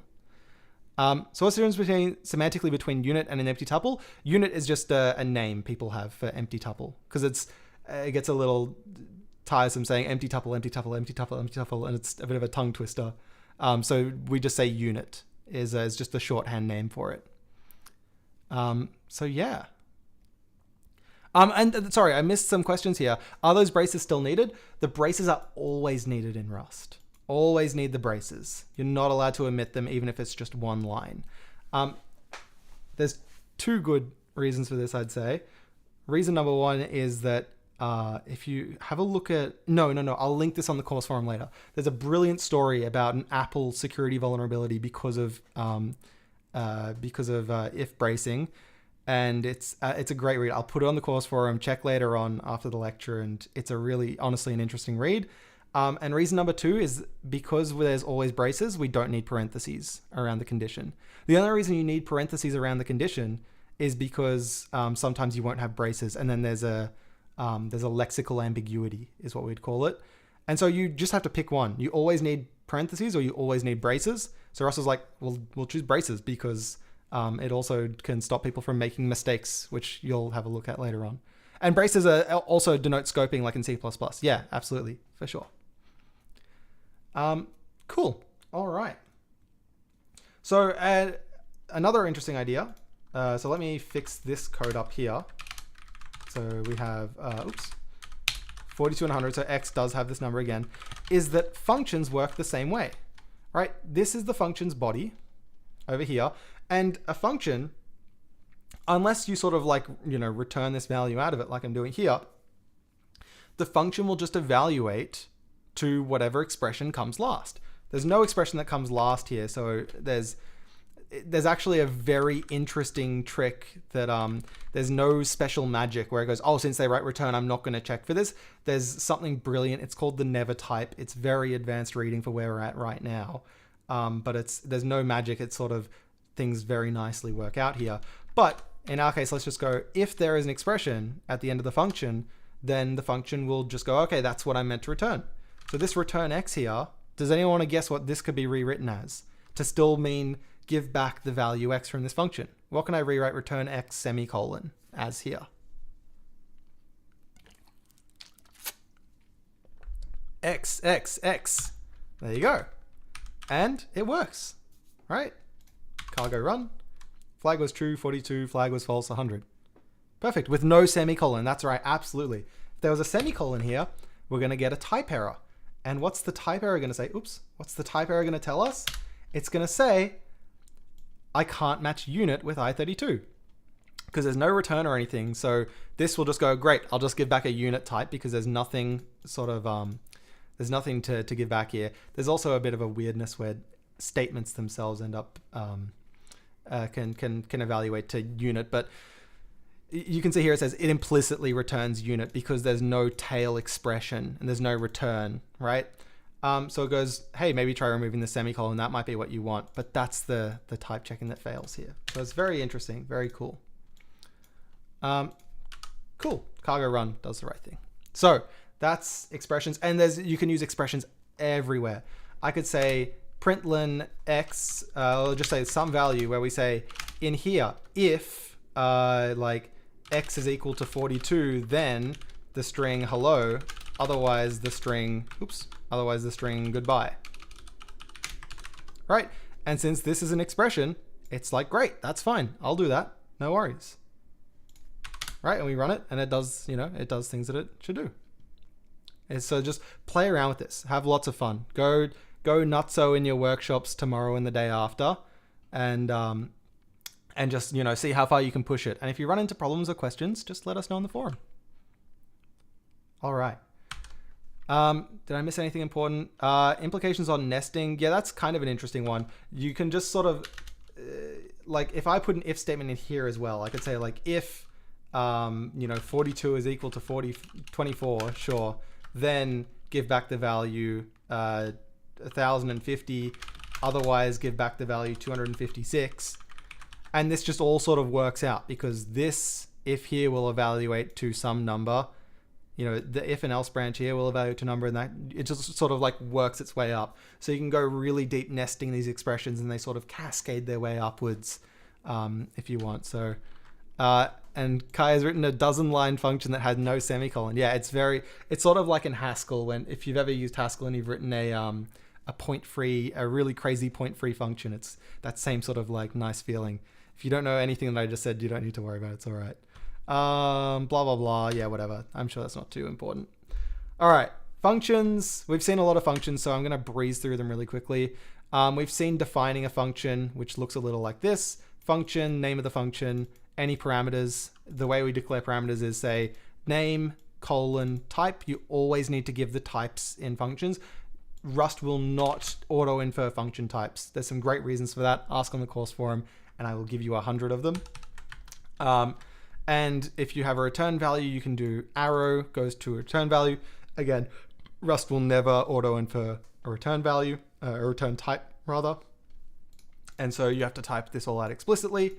Scoping functions, if I write X in this function, I can't just access X in main, same as any other programming language really. Well, same as programming languages with scoping rules. Return values, yes, we saw returning early. We can use the return keyword if we want to return early. That's another really cool thing that I really, is there a nice way I can quickly demonstrate this? Let's say there was also like, they gave us instead of a flag, they gave us a number, which is an I32. And let's say we wanted to get the log of a number or something like that, right? The logarithm. So like this number here, let's say like the log base 2. That's the function we're writing here. Log 2, right? That is only defined for numbers that are my brain needs to catch up. I think numbers that are greater than 0. Am I right here? Does someone mathematically smarter than me want to confirm? The log base 2 in this case should only be valid if the number is greater than 0. Is that correct? Okay, yep, that's right. Okay, so step 1 might be like, okay, well, let's take in an unsigned number here, right? An unsigned number because negative values are just not going to make any sense. But there is still one case that could go wrong here, which is what if this number itself is 0? There's no real defined answer for that. So what if we did something like this? We said let no, this is a bit of a silly way to... it's hard to come up with the perfect example for this, but bear with me. Let's say we're going to say let the logarithm equals, well, if the number is equal to 0, then this is no good. Otherwise, it should have some defined value, right? But let's say I just want this logarithm itself to be not, like I could say then this will be none, and otherwise this will be some number dot log 2, right? Something like this. And it's probably going to give me an F32, I'm guessing. Oh no, U32. Sure. Like that. What's its problem? Oh, unstable feature. Okay, so this hasn't quite made it in the language just yet, but maybe one of these has log 2. Is that unstable? Okay, whatever. Well, just imagine, right? So we're taking the log 2 of the number. So I could write it something like this, but what if I wanted to say, no, I want logarithm to really just be the number itself, right? I want logarithm to be a U32, a number. Then how do I make this type check? How do I make Rust happy with it? Well, in this case, I can just say number.log2. That's pretty easy, right? That's really no worries. And down the bottom here, we can just say, you know, give back the, well, sum of that logarithm. Right, so at the end here, this is just sort of like, again, just like saying return some logarithm. Right? But how can I make this top branch be happy if there's like no defined value here? Well, something brilliant is I can just write return none up here. And again, this is a little tricky because log 2 is it's going, oh, it's not ready for the language yet. We haven't quite got it yet. But this actually does type check it's happy, because it knows that it'll never reach the point where logarithm needs a value if we just return straight away in here, right? Think about this. If the number is 0, it's going to return, and we'll never, this thing will never end up needing a value anyway, because the function's already, like, we've left. So it goes, okay, that's fine. And otherwise, if the number is non-zero, then it will get a value, number.log2. And so this is a perfectly valid way of writing a let blah equals, you know, if blah, blah, blah. So this all type checks, which is actually, I think, very cool, personally, that it manages to figure this out. And again, this is, again, related, very advanced reading. This is to do with something called the never type. But maybe this is sort of like we'll come back to this in week 10 and be like, this is why this works. But yeah, it's pretty cool. Int log, right? Yes, int log is not happy. So yeah, maybe if we had have done like F32 here, F32 there, F32 here, then it might have been a little happy 0.0 here. There you go. Absolutely right. Is this considered good Rust style? Yeah, for sure. This is very common, seeing this kind of stuff. There's lots of, you know, perfectly idiomatic Rust style. It hasn't been around long enough that people have sort of cordoned away subsets of the language where it's like, avoid this whole sort of concept. It's not quite at that point yet. And if your immediate reaction is that it's unergonomic to read, power to you. That's fine. You absolutely do not have to write code this way. It's all about just giving yourself options and then finding what you like. Experiment in the workshops, right? That is to say, like, you know, play around with things, see what you like. Don't sort of look at something and go, okay, I immediately am not super pleased with that, so I'm just never going to touch it again. Like, the workshops and the exercises are your opportunity to play around with these ideas. So do play around with them, and then once you have, form your opinions and yeah, awesome, great. Okay, an expression return. Yeah, we saw that one earlier as well, which is just replacing the return x with x itself. And Miguel loves this syntax, so there you go. Control flow, if expressions, we've seen a lot already. We've been through this branching. Conditions in Rust have to be a Boolean, is worth considering. Like in C, often you can just say like if 42, right? Or like if 0. Or like, let's say these were variables and it was like let x equals 42 and if x, or let y equals 0 and if y. And C will basically coerce this into saying if they're not equal to 0 is what the semantics are.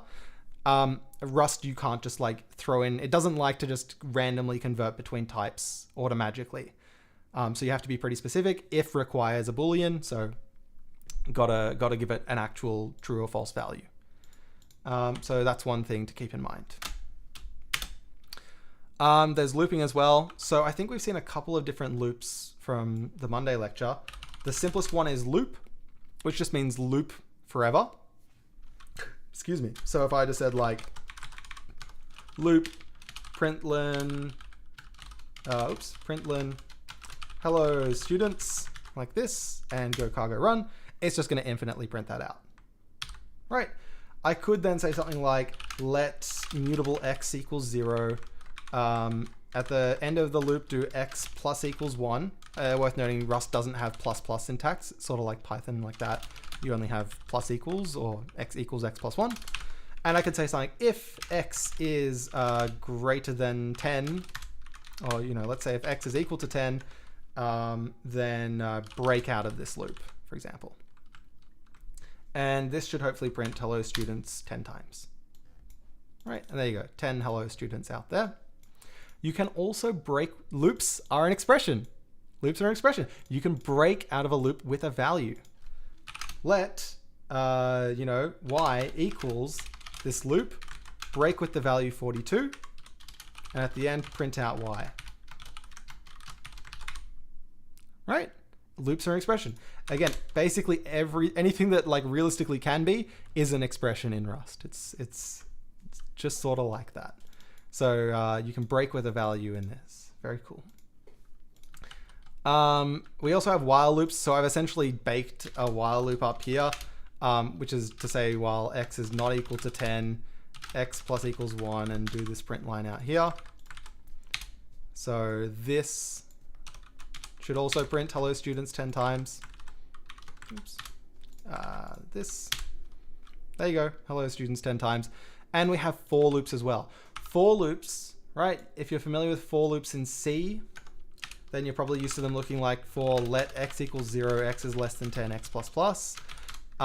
There is, I would call this sort of like the triple statement for loop, right? Where you have, statement, condition, and like the step sort of statement there. There is no equivalent in Rust. You can sort of use macro wizardry and stuff like that, week 7 or 8, whatever it is, to emulate stuff like this. But the for loops in Rust are much like a language like Python, for example, where if we have some sort of a collection, like my array is 1, 2, 3, 4, 5, then I can say for element in X, and then print out, each value in that. Sorry, not X, but element. And we get 1, 2, 3, 4, 5. So for loops in Rust always take the form for element in collection. The superior way to iterate, and we'll talk all about iteration and collections next week. Terminating loop early with break. They also have continue as well. If you recall ever using continue, there's lots of documentation about keywords like continue and break and stuff because they exist in lots of languages. They're in Rust too. And we saw terminating breaking with a value.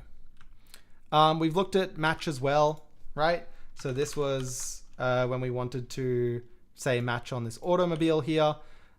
We considered that they're exhaustive. So it's if you haven't considered, say, a bus or a plane, then you'll get a compiler error saying, hey, there's some patterns that could exist that aren't accounted for, right?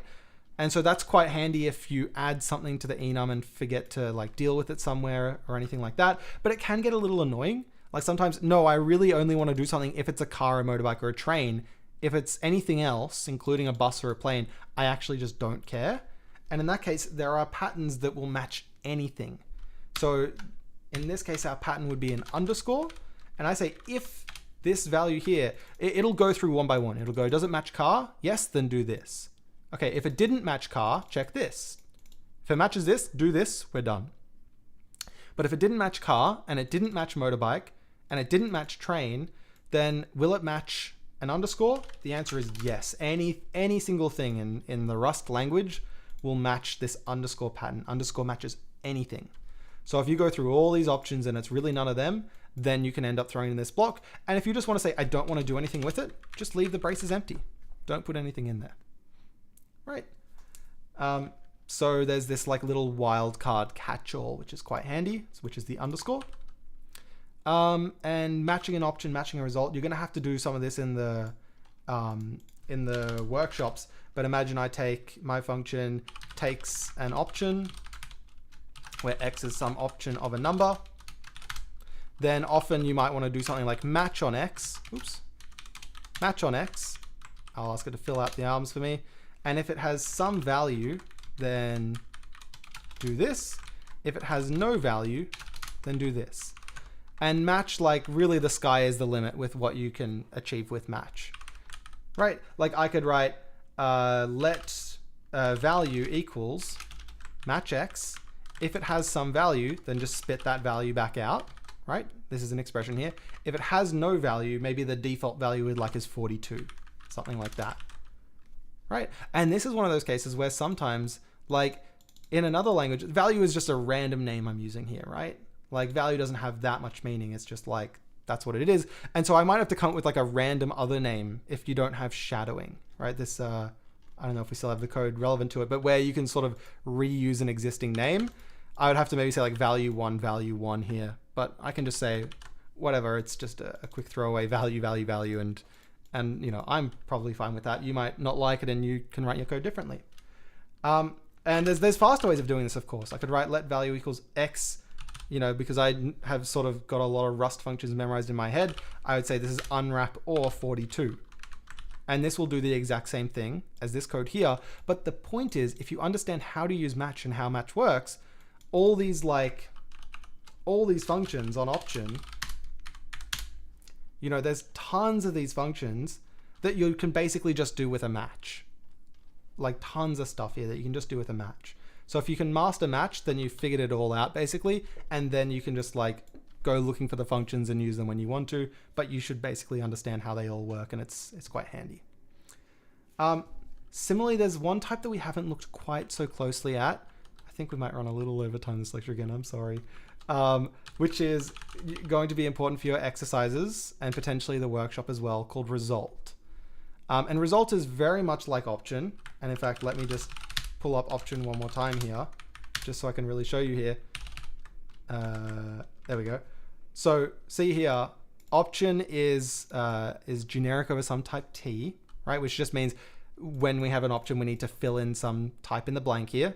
And it's either going to be nothing or it's going to be a t. It's going to be something of that type t. Result has two types. It has t and e. E here usually stands for error. And it's either going to be okay, and we have a t, like things went well, here's the t, or there was some sort of error, and here's that e, right? And this error type could be really anything. It could be like a number, could be like an integer, which means 0 means that, 1 means that. It could be, it could be a struct, it could be another enum, it could be lots of different things. Whatever you want that e to be is perfectly fine. If you think, oh, I just want to indicate that there was an error, but I won't give you any information, throw a unit there, right? Throw an empty tuple, and it's not going to give them any useful information, but they might be able to go, okay, well, there was an error, but they won't, you know, tell me what it is exactly. And we can pattern match on results as well. So let's say we had a result where either we get some sort of a number if things went well, maybe it's like the result of some calculation, or they're just giving us, their error is just going to be a string, maybe, something like that.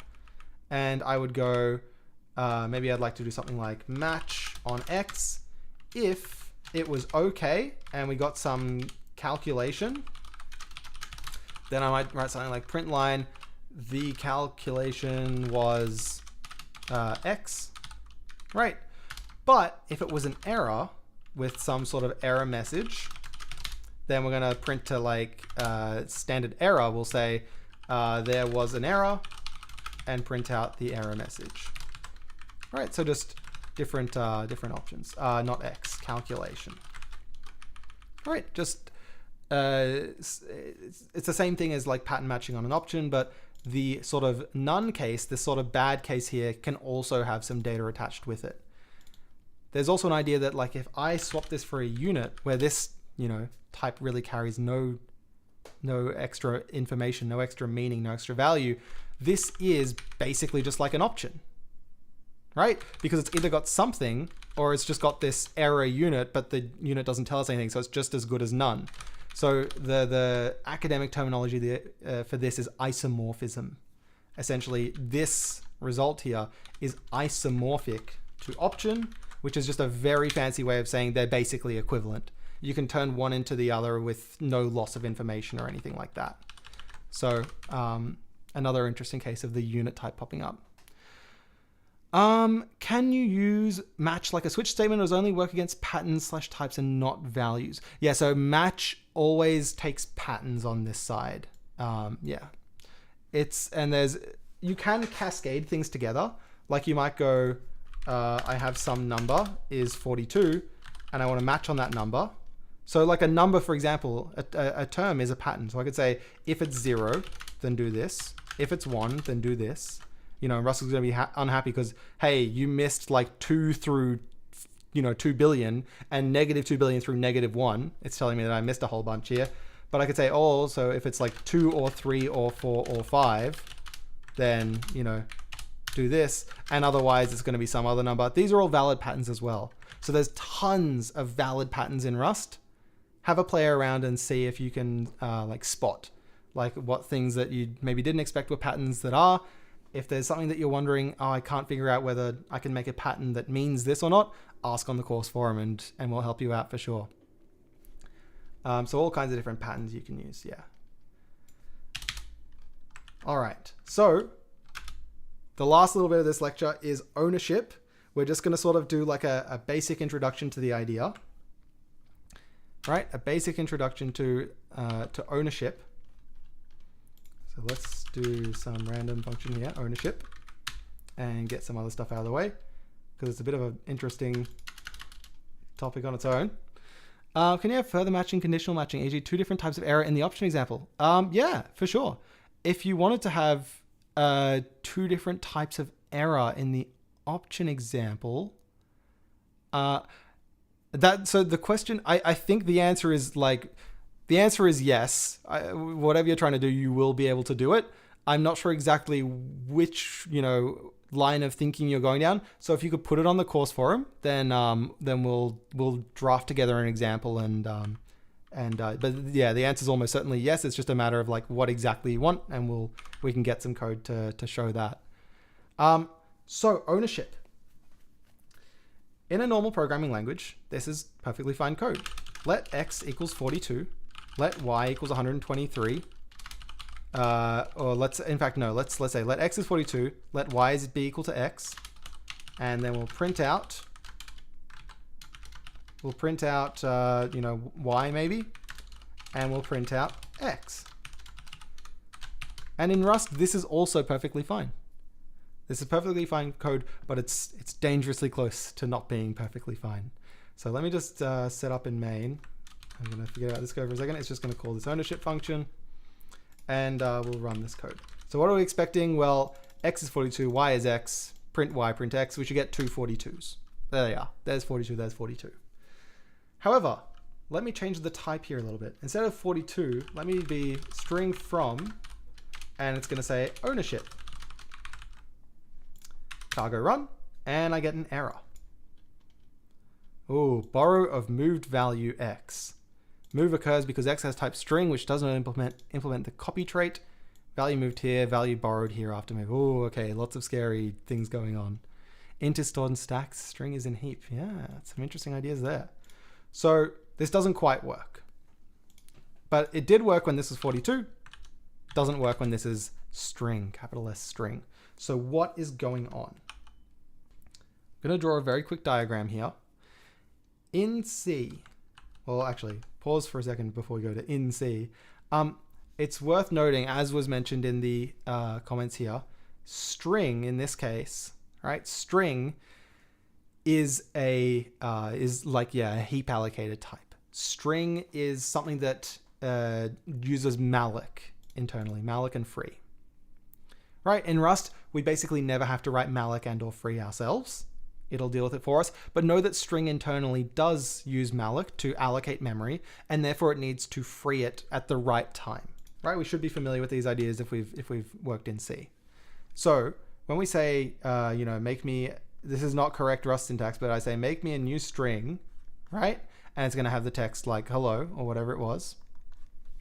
then internally it's going to go, okay, well, I'm going to need to call malloc, and malloc is going to give me some chunk of memory, and in that memory I'm going to store that text, which says hello.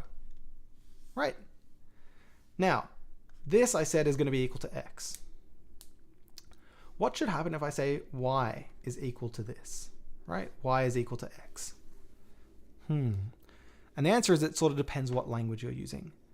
If you're using a language like C, right, then what would essentially happen is that we would get, and let's just imagine for a second that, this is all the stuff that made it happen, right, that made this stuff happen. But at the end of the day, x is basically going to point to some region in memory that has the string hello, right? And if I say y is equal to x in a language like C, then we'll get y is basically also pointing to this same region in memory. Okay. If we're using a language like C++ maybe, you'll probably find that y ends up creating a clone. Right. So they each have their own string hello. Okay, so what are the advantages and disadvantages of each each approach here? Well, here we've got two of the same thing. Right, two of the same thing, which is okay in some scenarios. Maybe sometimes you do want two of the same thing. Like, for example, if we're going to modify one of these, right, and we don't expect the modification to sort of make its way through on either, we expect them to be modified separately, then we really would like to have two of the same thing so they get modified separately. All right, so okay, maybe you do want it. What's the cost here? Well, we've got two of the same thing, right? We're using 2 times the memory. If this is, 5 bytes, which is actually, it's going to be more. It's going to be something like probably 32 bytes or something, or even a lot more maybe. We're using 64 bytes instead of potentially 32. If we go back to a language like C, y equals this, then we're still just using our original, say 32 bytes there or something like that. So yeah, as noted here, C, you copy the pointer, C++, you copy the everything until your PC runs out of memory. And yes, deep copy also costs performance, not just memory, but it also takes time, right? To set up to make a new allocation, to copy all this stuff across and to, do all that work. Okay. So they both sort of, so maybe we look at this and we go, okay, this is nice, but we'd like to avoid this cost if possible. We'd like to reuse the same memory. We'd like to reuse the same memory. Well, then what are the costs associated with this? Well, as mentioned before, if you need to change the thing, it might end up changing both of these, but A, maybe that's what you want, and B, maybe in the cases where you go, no, I'd want them to be separate, you can just explicitly say, no, give me a copy anyway, give me a separate one. So, okay, maybe that's fine if you have both options. But are there any intrinsic drawbacks on this? Does anyone know a common mistake people make, or maybe a mistake computers sometimes make when we have a situation like this? Something to do with what we need to do, at the very end of things in general. What's a common mistake that might happen?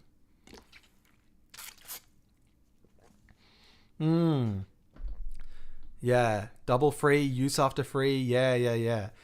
Calling the same memory space with different variables can cause many issues. Yeah, it can. It's very easy to make these kinds of mistakes. So a double free is probably the easiest one to look at here. This variable x has some malloc memory, and we know with malloc we need to free it when we're finished using it. So we'd like to say when x goes out of scope, when x is no longer used, it'd be nice to just say free this, right? And that works great. X goes out of scope, it frees hello, and no worries. Until 3 nanoseconds later when y goes out of scope and y goes, great, let me free this, and you just introduced a security vulnerability, and 13-year-olds hackers on the other side of the world have just broken into your computer. Right? So this is a very serious problem, and it's, use after freeze, double freeze, that kind of stuff have been, they're a tale as old as time, or they're a tale at least as old as C.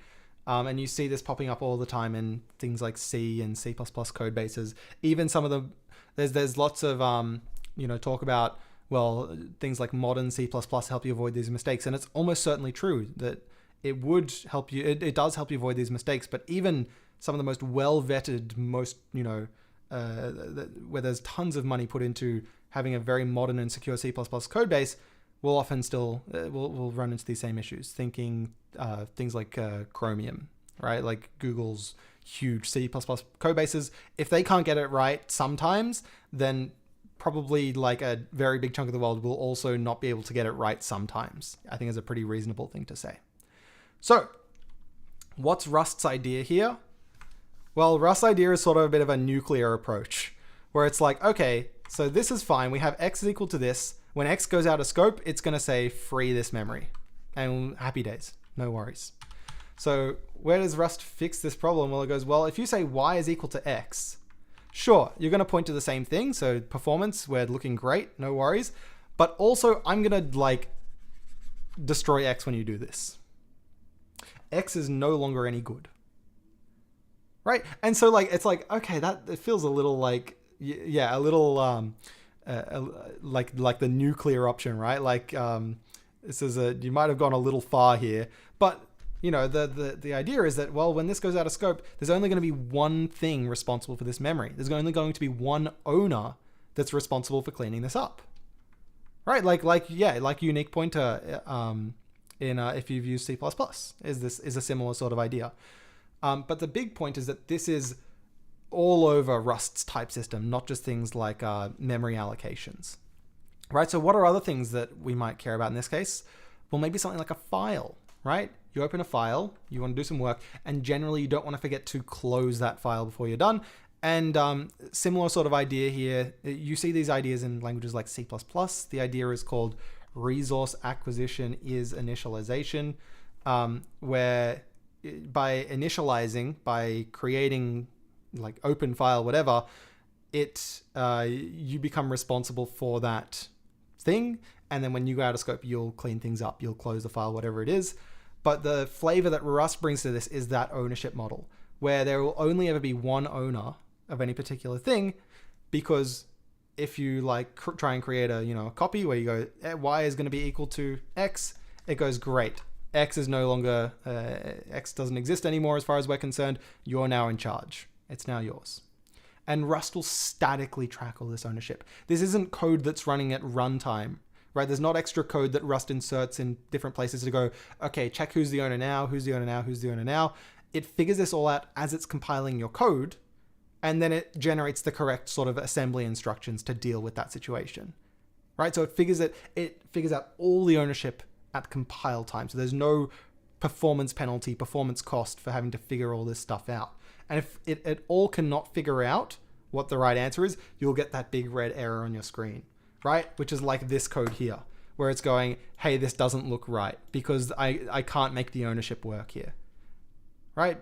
Because what we said is X is this, Y is now going to be X. X is now dead. And I'm not sure, but that might be what this ...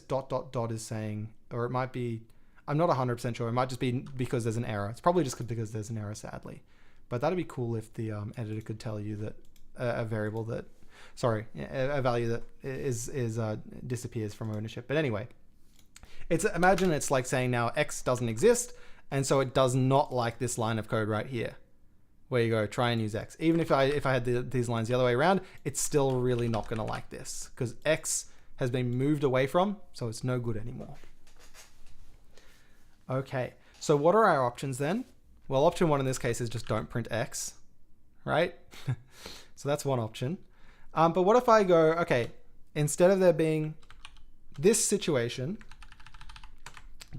here, as I've drawn it, is completely illegal in Rust. It will just not happen, right? That's sort of vaguely true. Based on our current ownership model that we've seen, it's completely illegal. You'll never see this in Rust code. There is things like borrowing, which sort of help us work around this, but we're not going to look too deep into that until week 4. So what if I really want X to still live? Then that's when I'm going to want to go have something like this, right? I'm going to want to have, if I want X to still be live and I also want a Y, then maybe I do want to create 2, and we specifically opt into that in Rust with .clone, right?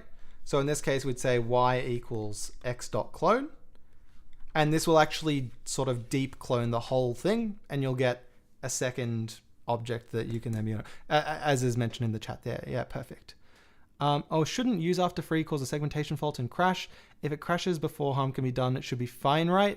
So often it does, but as I'm sure any sort of UNSW security, security engineering veteran will tell you, if someone works hard enough, they'll often find their way in.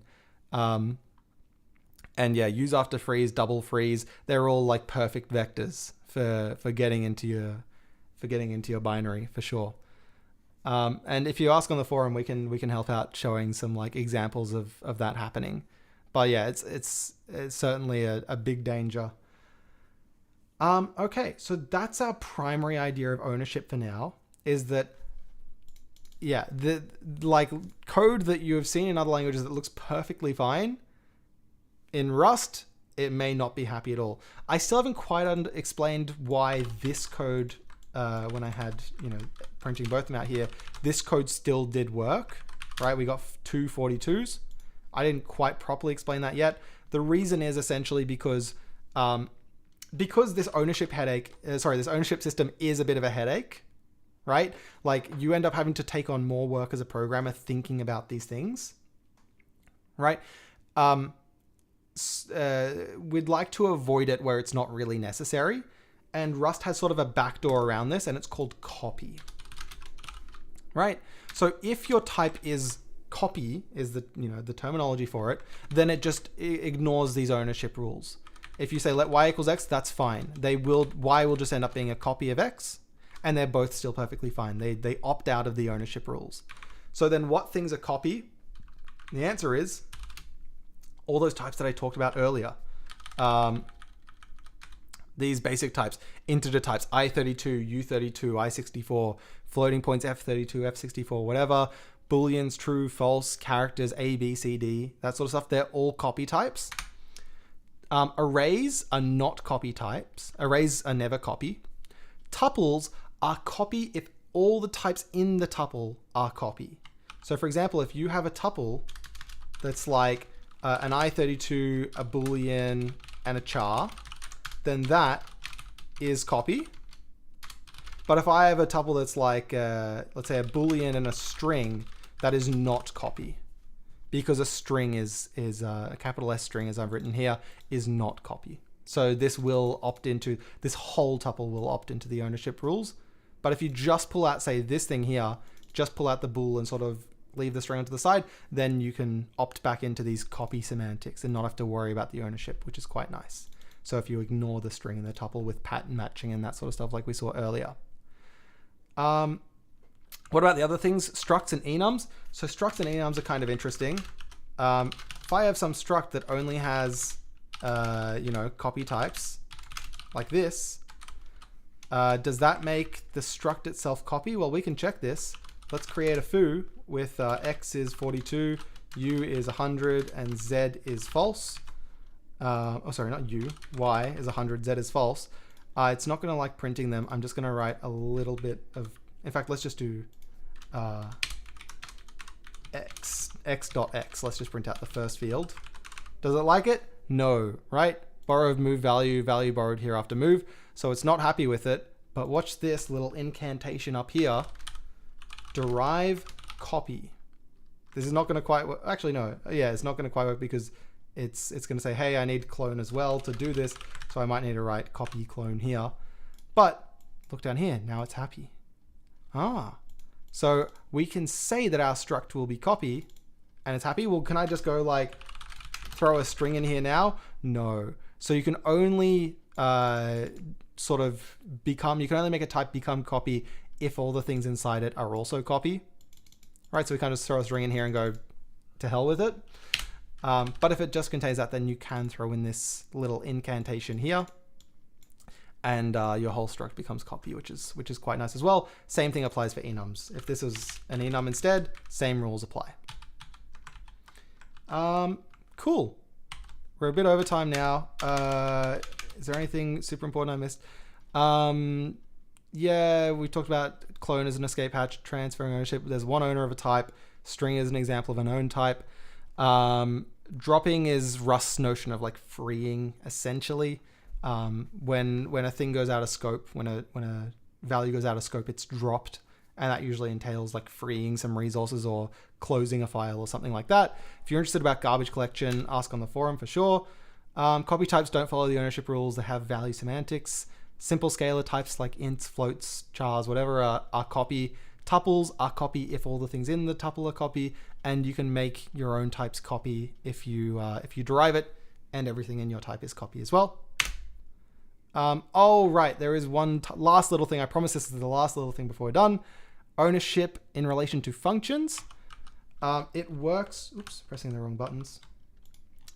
If I have a function takes a string where it has s is some string, and then I have my ownership function here where I say let s equals string from hello, like this.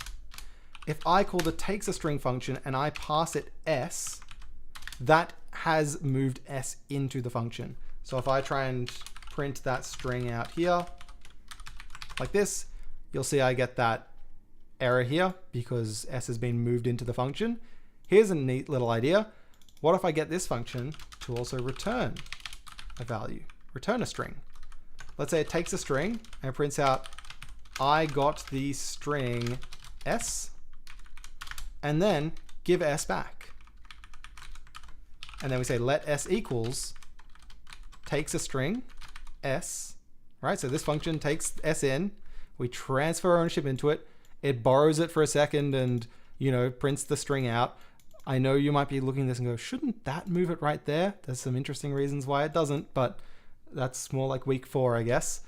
Or the course forum if you're, oh, sorry, week 3 rather, I mean. But there's always the course forum if you're interested and curious. But it says it prints it out, it passes it back, it transfers the ownership back out of the return value, right? Which ends up over here back in s, and we've got it again. And then s finally gets dropped down the very bottom here. It gets freed up at the end of this function now. And we'll just test it out. I got the string hello, and then it's also printed down here. I got hello back. Right, got the string hello, and then I got hello back. So ownership can be transferred into a function through a parameter, and ownership can also be transferred out of a function through a return value. It's quite interesting.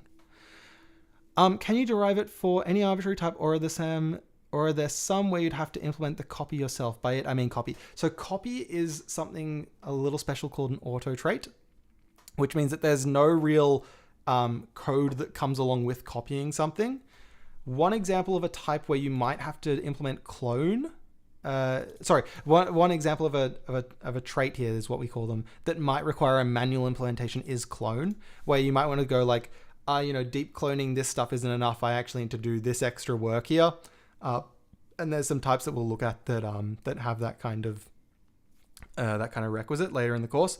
But copy, actually never. It's just a little marker trait. It doesn't have any associated code. Clone, that could definitely be the case though, for sure. Okay. Get keen for workshop 1, either tomorrow or Friday this week. And I'll see you all next week in the lectures. Are there any questions before? We'll call the lecture like officially finished here, and I'll field questions as long as you all are asking them. But for those of us who are, you know, thankful that it's happy to get out of here, then thank you so much for coming, and I hope we're having fun so far. And yeah, get excited for your workshop later this week. And yeah, I'll field any questions that we got for as long as you send them at me. So when we're passing a string via a function parameter, we're still passing by reference, right? The only distinction is that we're transferring ownership of that reference to the function. Okay, interesting. So depends what you mean by passing by reference. And this is the funny thing that we're going to run into all the time in this course, because there's so many different languages that we're looking at, and everyone has their own, like every language has their own nomenclature. So often I have to sort of guess, like here's some terminology, but people sort of say this in different meanings, and some people are like, this is the correct way of using it, and maybe they're right, but a lot of people might sort of have their own way of using that language, and so I often need to sort of get the distinction here. Are you thinking as a pass by reference in terms of something like C++, or are you thinking of like which background do you want me to address that question in?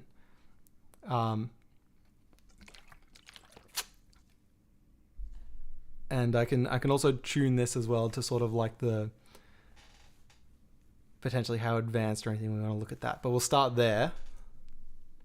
I guess I mean a function parameter is just an address at the beginning of the string, right? So, okay, right. So the reason why I wanted to make that 100% clear is because that sort of feels like the case. And the way I explained it, that's like the way I've explained it here, that's my explanation of it, but it's also kind of a lie. The answer is that a string is a little more than just an address. A string is, okay, well that's, thank you. Fine, I'll chase the rabbit hole down. A string, oh, okay, great. Where's rawvec gone these days? I think it's in here actually. Struct rawvec, no. They're really making it hard on me. Am I not in mod? No, I am. Where is rawvec gone? I'm gonna find this, hang on. Sure. MIT docs. Come on. There we go, great. Okay. Ah, but that's still not no. Okay, well, it's fine. I'll just write it myself. I was hoping that it would be easier to chase it down, but the reason why I'm saying, oh, it's a little more tricky is because a string, in this case, is actually a triple of three things. A string contains a pointer, which we've seen like right here. It also contains a length.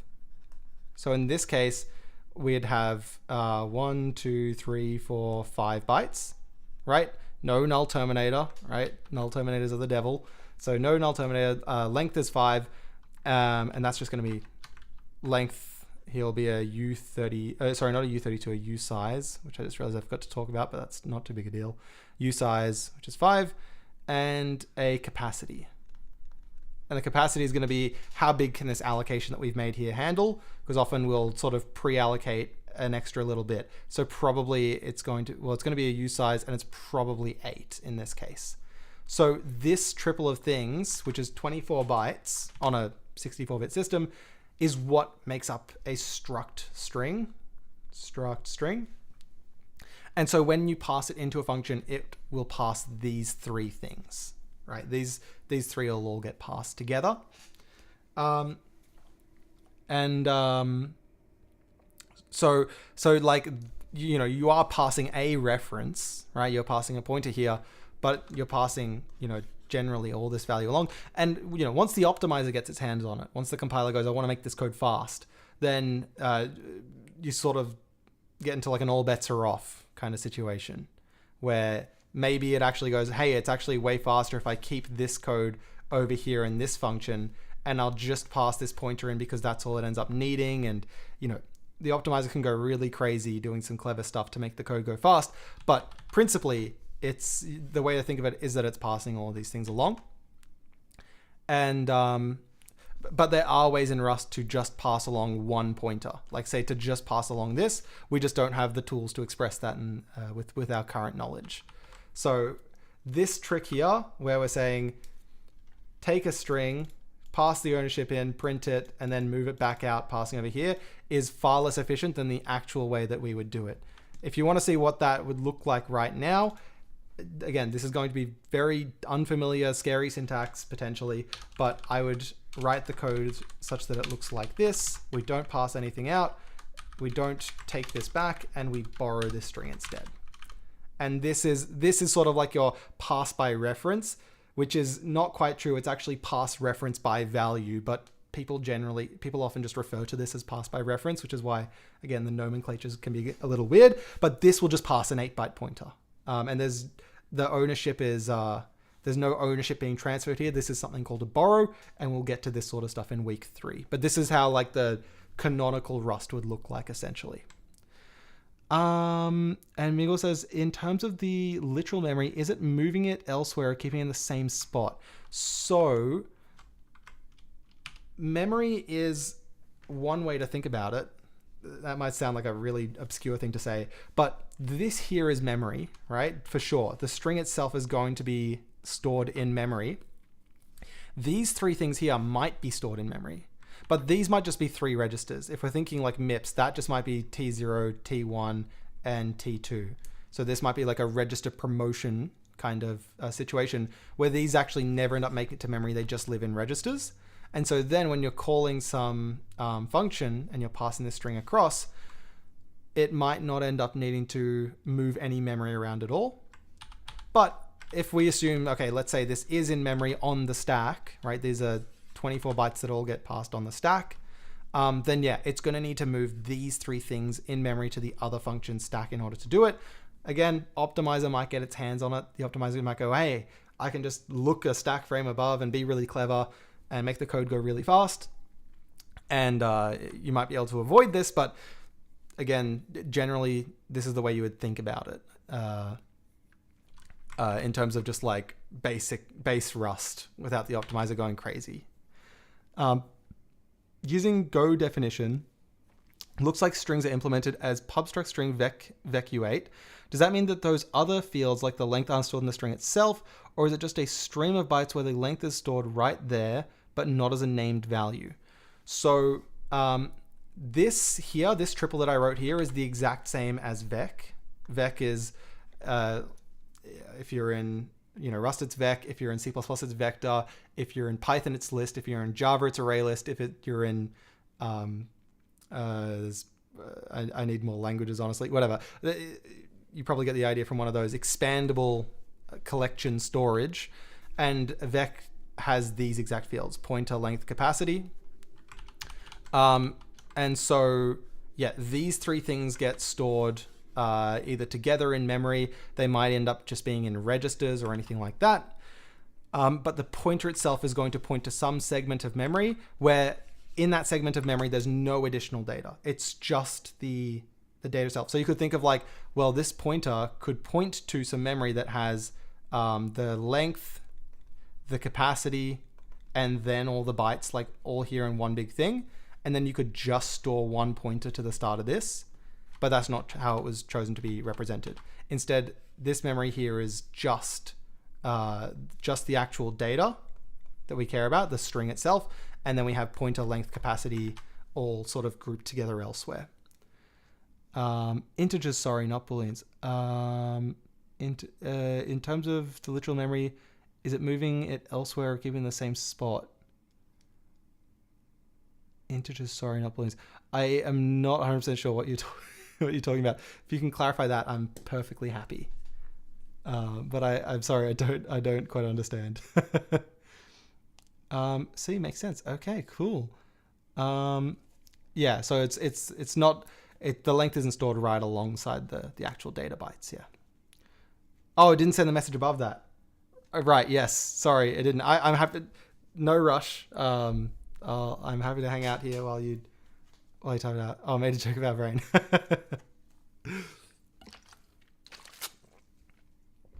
Cool. All right. Well, was there any more questions? Any more questions, comments, queries, concerns, any of the above before we end things off? Again, I'm happy to answer questions as long as you keep firing them.